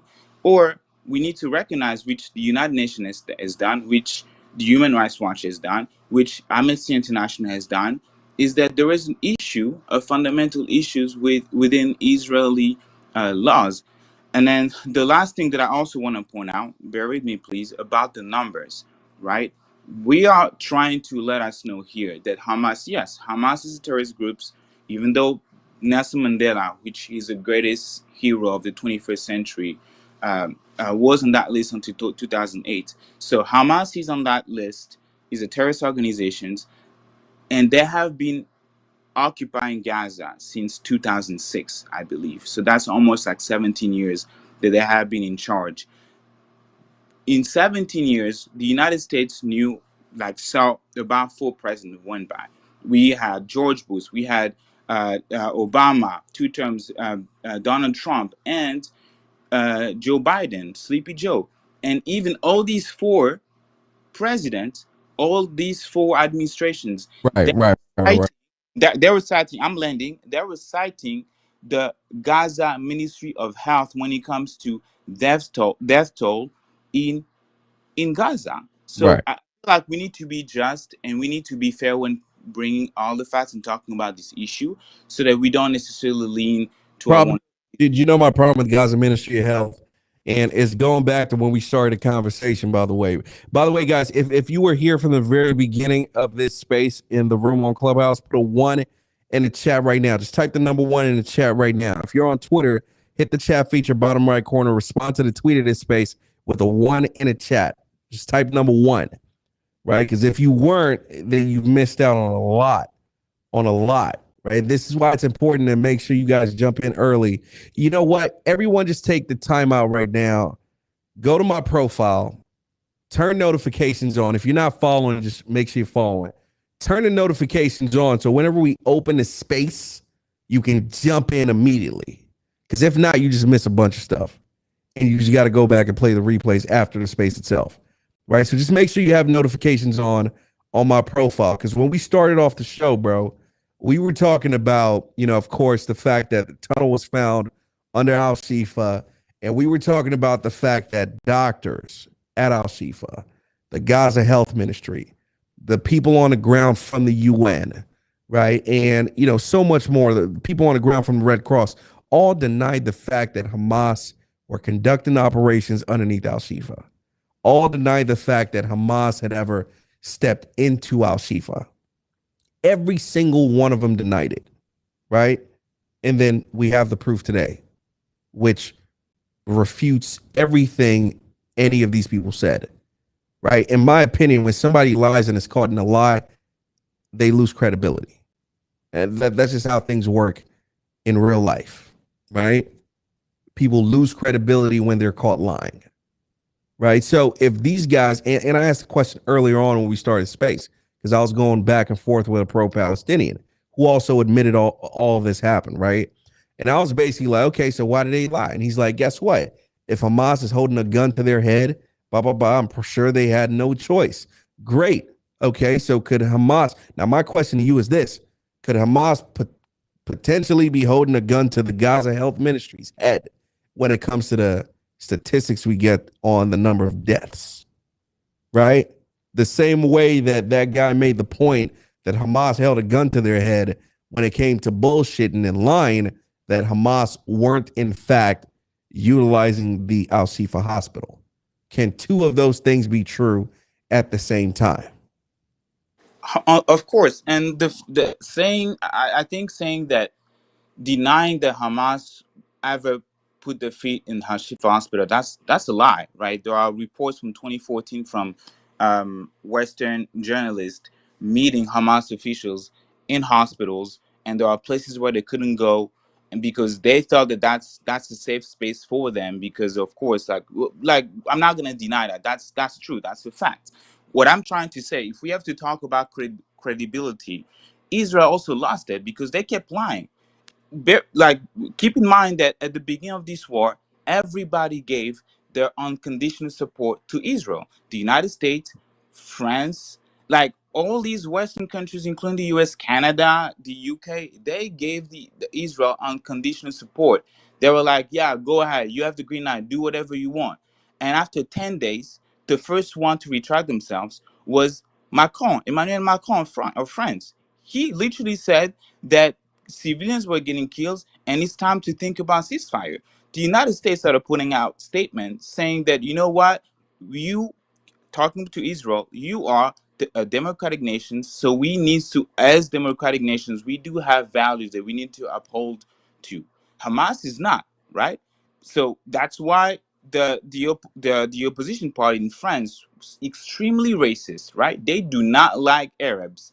Her name is Marine Le Pen. She even said that the issue is you are empowering a militant group, a terrorist group that no one can hold accountable to in front of any justice system. It's impossible to enforce sanctions on Hamas without impacting Palestinians, without committing genocide, without committing war crime. It is impossible. And she said that. And she's fucking racist. Excuse the language. She said that Israel needs to recognize Palestine as a state so that when they do make mistake, then there are international laws that could be used against Palestine. That's exactly what happened. But I'm not gonna be here deny that Hamas, having guns and Hamas being there, that they once that even one day put their feet in the hospital. Like that's a fact. There are many reports from like 2014 and stuff, right? But again, like today was saying, there is always context, right? So finally, I'm gonna land. When we're talking about those numbers have been shown to be credible in the past. And I'm gonna read this article from The Guardian. In the past, the U.S. State Department annual human rights report indirectly relied on the same ministry casualty figures in quoting UN statistics drawn from Palestinian data. Omar Shakir, the Israeli and Palestine director of Human Rights Watch, said he saw no evidence that the numbers were being manipulated. We have been monitoring human rights abuse in the Gaza Strip for 3 decades, including several rounds of hostilities. We have generally found the data that comes out of the Ministry of Health to be reliable. So if we have to talk about credibility, we need to be correct, right? We need to wait, compare numbers, which MSNBC already did with on the Hassan show when confronting the Israeli ambassador, that they were only off by a couple hundred people. There was that a really fine margin of error, and I'm an engineer, I know what I'm talking about. So you cannot say that those numbers are not reliable. But what we can see, because we have seen the videos, when you point out a calendar and you say that that's the list of hostages, you are the one losing credibility. When you said that this, you posted something and you take it down, you are the one losing credibility. So, Nelson, I really appreciate you being fair, and I just wanted to, like, point out both facts so that we can stay in the conversation and actually do justice to the conflict. Thank you. Appreciate you, my brother. Appreciate you for jumping in, man.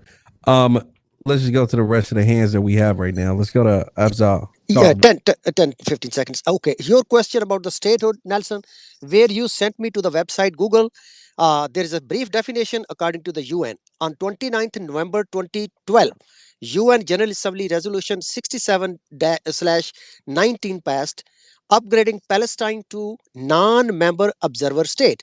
That's what I said. Okay, hold on. Non-member observer state status in the United Nations. The change in status was described as de facto recognition of the sovereign state of Palestine. De facto sovereign state of Palestine. So, according to this definition of the UN resolution, Palestine is a state. That's why this last meeting of the General, I think Security Council meeting was where the lady, Palestine lady, was gave a very world famous address over there.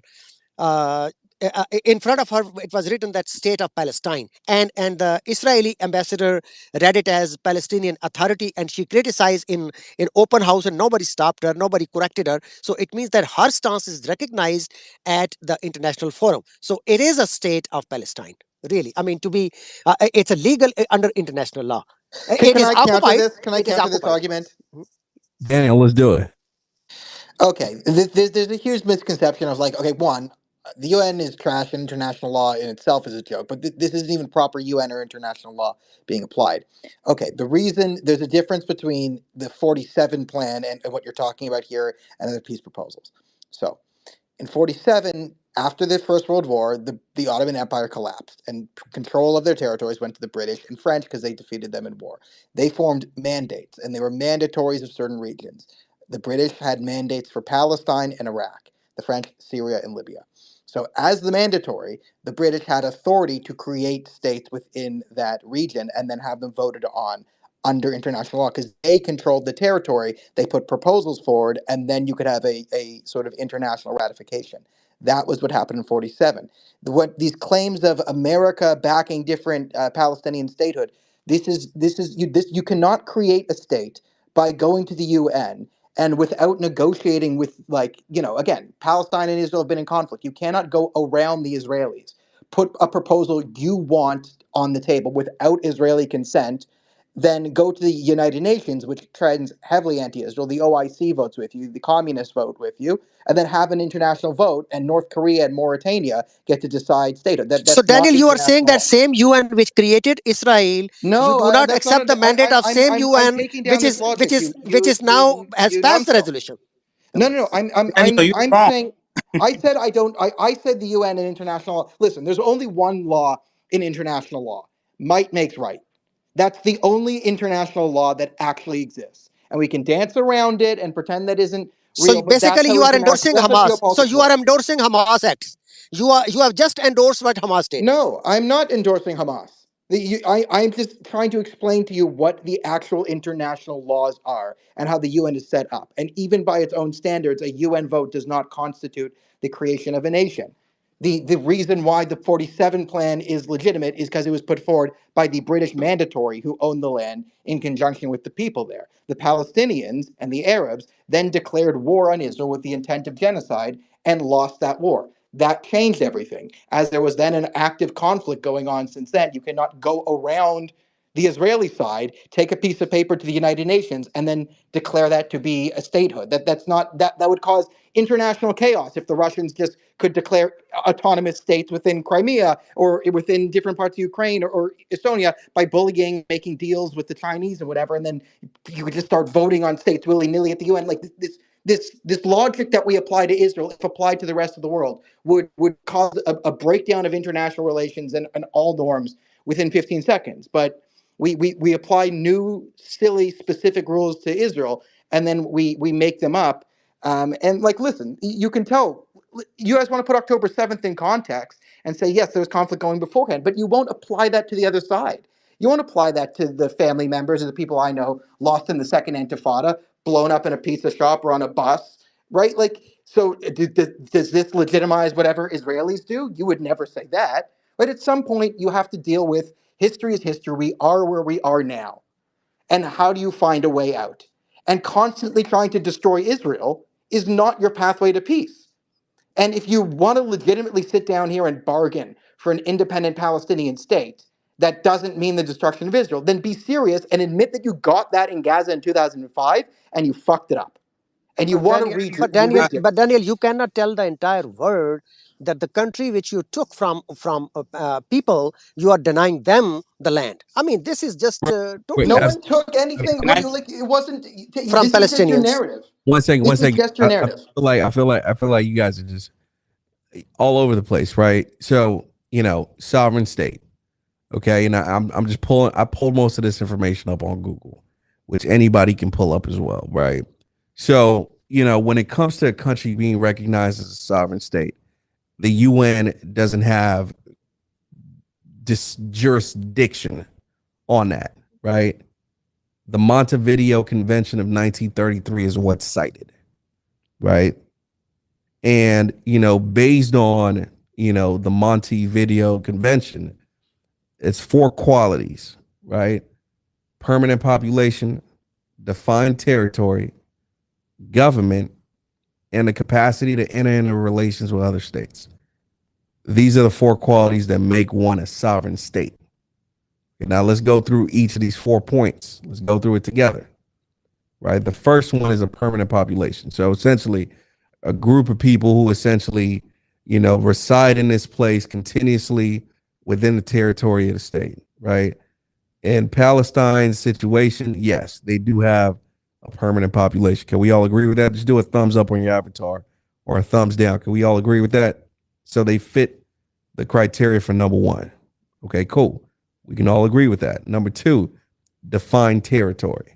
So this is essentially having clear and recognized boundaries, clear and recognized borders, within which the state, essentially exercises its authority and, differentiates it from other states, right?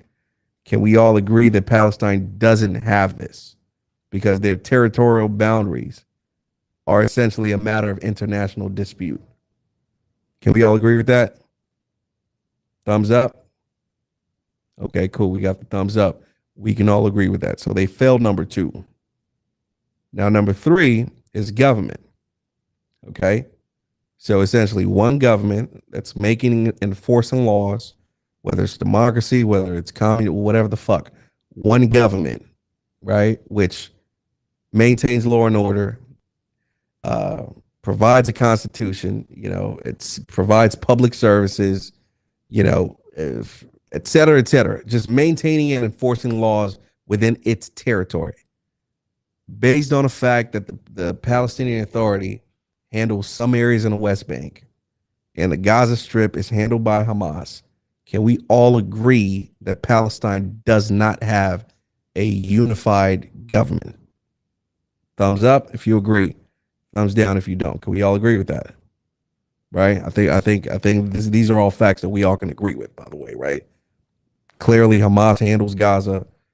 PA handles certain areas in the West Bank. We can all agree with that shit. Okay, great. Now I would actually add a caveat to that there's a lot of individual autonomy of certain like regional areas, and you could say tribal like things. And the PA does not have a firm hold on the West Bank, right? We have Palestinian Islamic Jihad, the Lions Den. There's tons of different factionalism going on. That's why I said some areas of the West Bank, right?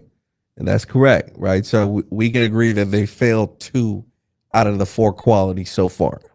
Okay. The last one is the capacity to enter into relations with other states. Okay. So essentially the ability to engage in foreign relations, diplomatic relations, trade, signing treaties, et cetera, et cetera.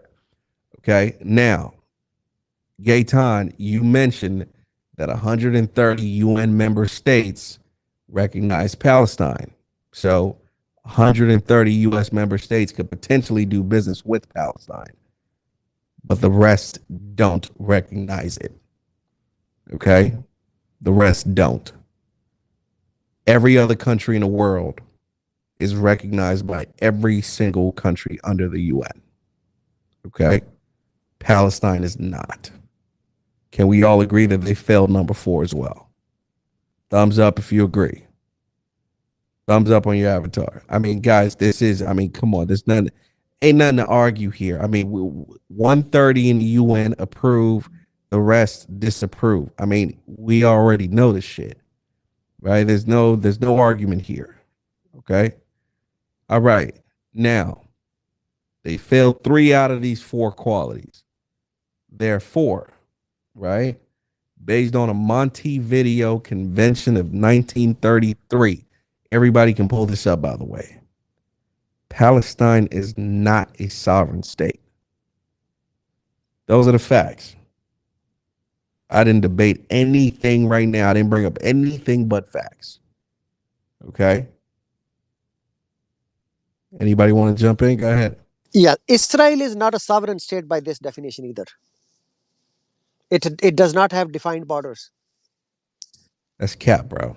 And not Israel, Israel. Israel has defined borders, brother. Not all 93 states recognize Israel. That's a fact.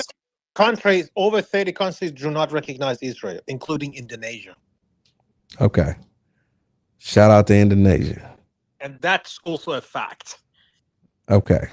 I don't 86. You, bro. That's really I don't think the criteria is to have every to be a state, you don't have to have every country recognize Right. you. Otherwise, anybody who has a dispute with anybody else would suddenly be a non-state. 86% of UN member states recognize Israel. I think it hit 87 maybe this year. That was exactly my point. Absolutely. Nelson, I mean, we can run through it, right? We can run through it. So number 1 was permanent population. Israel definitely has a permanent population, right? Number 2 is defined territory. Israel definitely has a defined territory. That's not true. You can look it up. My brother, it's not true. You can look it up. Bro, calm down, bro. I'm just telling you it's not a fact. You can look up the fact. Calm down, my brother. Okay, try this. Okay, calm down, relax. Let me respond to you. Clarifying this information. Calm down, bro. Let me respond to you, and then you can go. Are you a pilot? You're saying it's a fact. It's not a fact. Bro, you can look it up. Can you calm down? Let me just talk. Are you a pilot by any chance, my brother? Are you a pilot? No, go ahead. Okay. Have you ever flown flight simulator? Kinda. Okay, so do this, bro. The next time you jump on a plane, I need you to hijack that motherfucker. Okay? Once you hijack that motherfucker, I need you to fly over Israeli airspace. Okay? The minute you cross Israeli, you fucking tell me if they have a defined territory or not. Go cross Israeli airspace. Let's see what happens to your dumb ass. Okay? Go cross it. Let's see what happens to your dumb ass. Talking about they don't have a defined territory. Let's have respect. I'm not saying my opinion. I'm just saying that Israel never declared like a border. You can look this up. It's even was debated by the Jerusalem Post in 2022 and was debated by BBC even right before the war, is that Israel doesn't have clarified their border yet. That's what I wanted to say. Sorry, I'm sorry, that's not accurate. So Israel does have 2 formally recognized and confirmed borders. There's one with Egypt and one with Jordan since the 1979 I didn't say recognized peace. by other countries. I said self-defined. Sir, you've been speaking for a while. Please let me finish my first sentence. Thank you. So all I'm saying is Israel has a number of borders that are recognized by the people it shares them with, and then there are territories in dispute. That doesn't make it a non-state, and it doesn't mean it has no borders, right? Yeah, but this is not what I meant. But it's fine. Nelson, just to jump in, to be fair, yeah, you're right, because even the UN says that Palestine, the legal term, the way they talk about Palestine, they say it's an occupied Palestinian territory.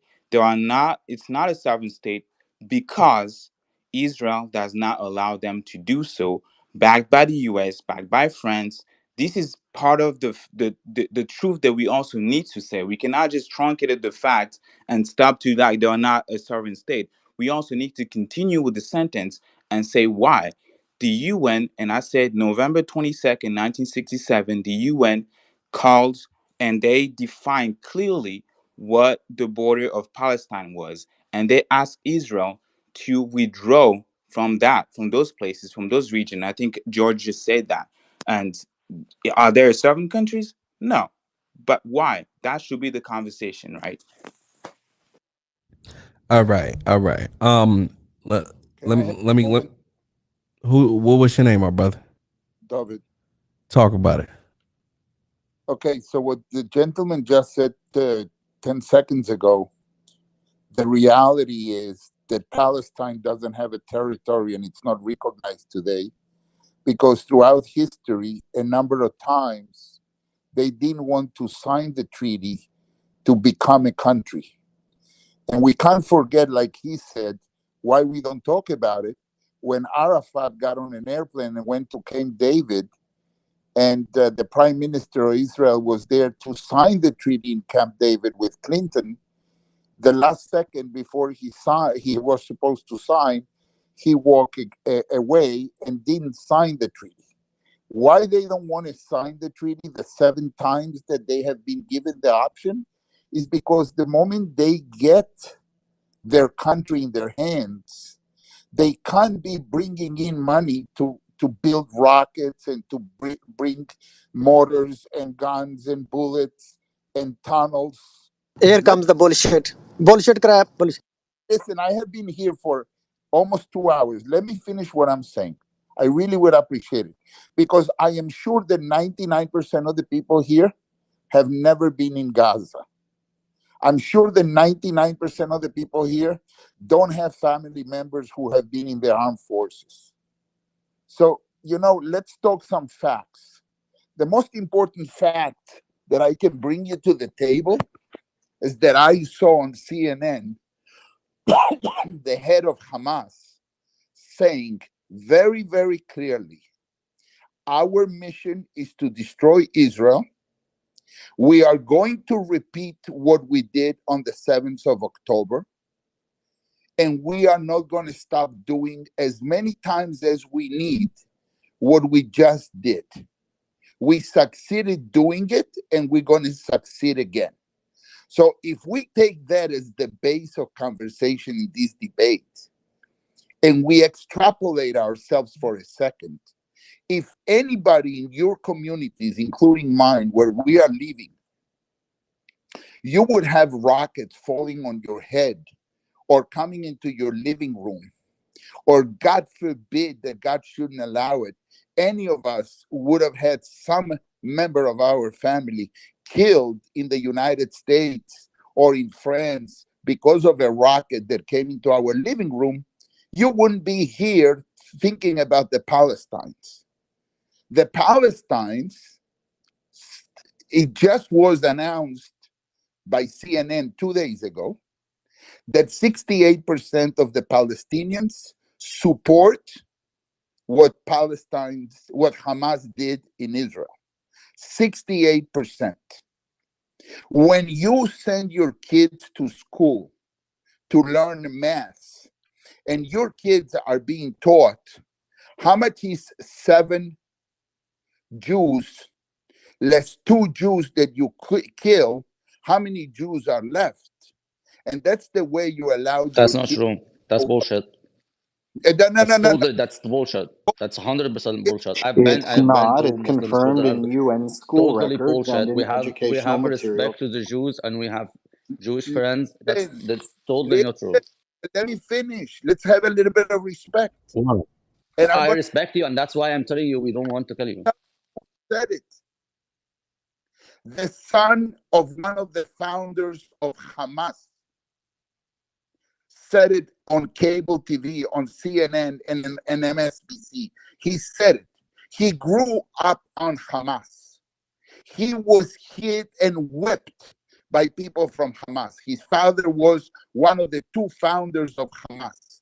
And he said that he grew up and he was taught math by telling him, if there are 4 Jews and you kill 2, how many Jews you have left? So don't tell me it is not true. You can go and talk to the son of the founders of Hamas and discuss with him that is not true.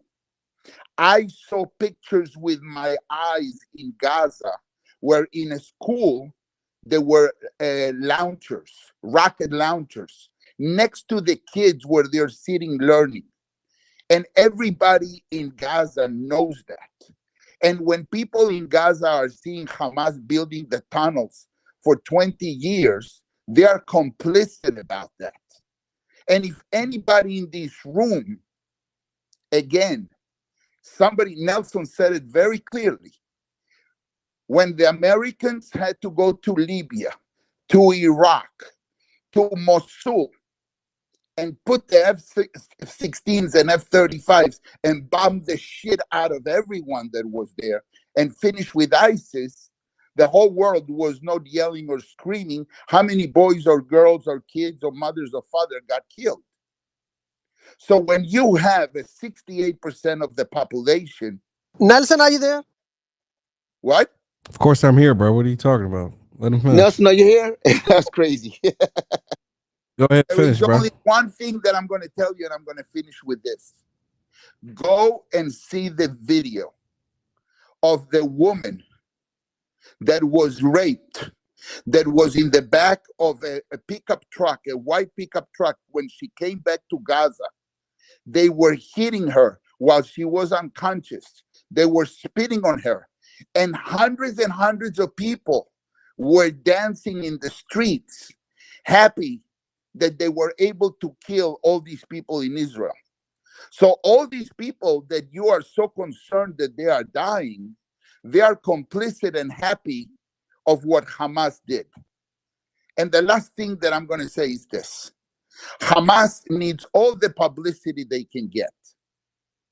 I'm not talking about 1,000 or 5,000 kids that may have died or not. None of us knows the real number. But if Hamas could put 100 babies, one next to each other, and take that picture and have the whole world see 100 babies in the floor dead, then the whole world would be looking at that. But they claim that there are 15,000 dead, but I don't see nowhere the pictures of all these dead people, while there are videos in GoPros, cameras, that all these assassins and killers, they had on their heads and in their chests when they went in to kill all people. 100%. So what I'm 100%. saying is this. Right. If you would be living in Chicago, in San Francisco, in Panama, Right. in France, in Sweden, and you would have rockets falling in your living room, Right. or God forbid somebody would have been killed, you would not be talking the same way you 100%. 100%. Thank you very much. 100%. And have a good night. I appreciate you, my brother. 1,000%. Guys, real quick, man. It's midnight over here on the East Coast. Happy Thanksgiving to everybody. Happy Thanksgiving to everybody. Listen, man, I wish you guys, a blessed day with family members, friends. Happy Thanksgiving, everyone. You know what I'm saying? Fuck all this war shit for today. Let's go have fun with our families, our kids, our brothers, nephews.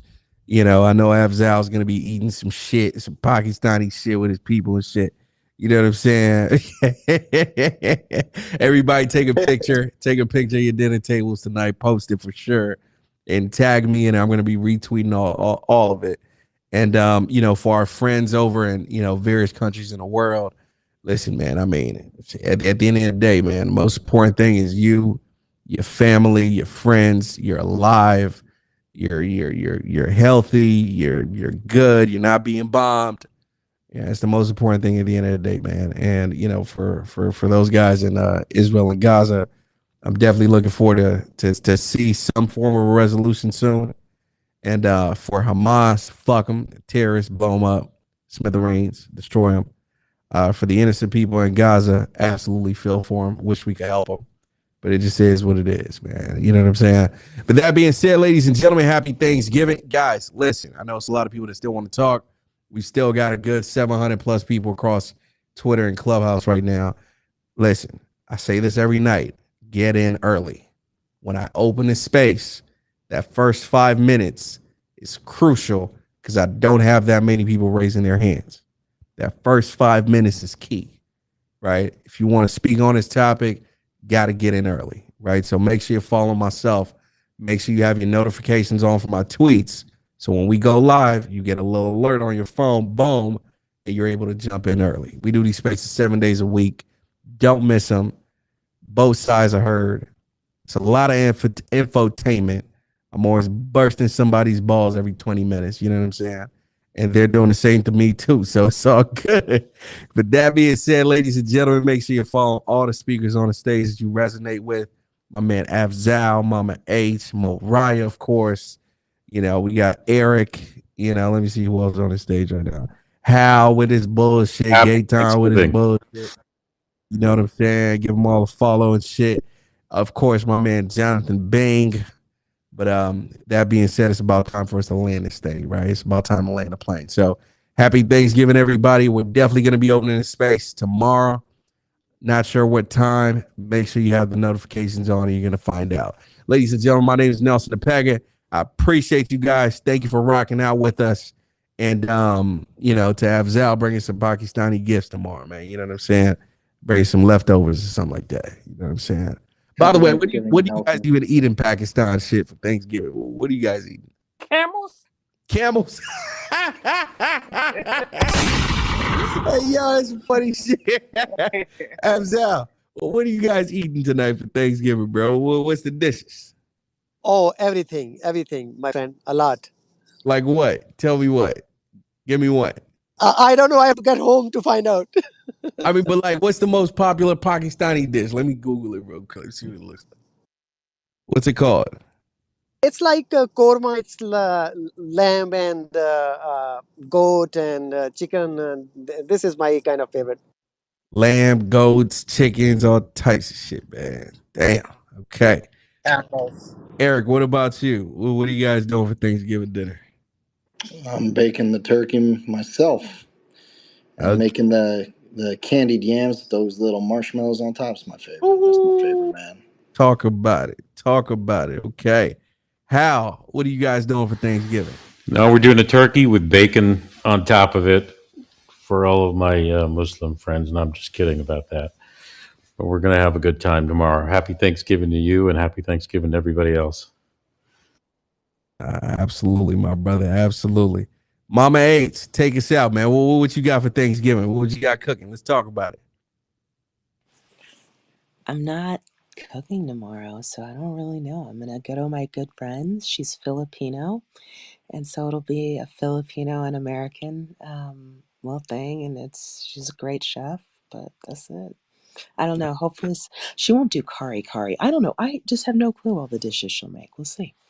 Well, I hope you all have fun. I hope you all eat some good stuff. And yeah, man, we'll catch you guys tomorrow in the next space. Okay. Appreciate you guys. Love you guys. Thank you for the support. Let's talk about it. You're rocking with the best.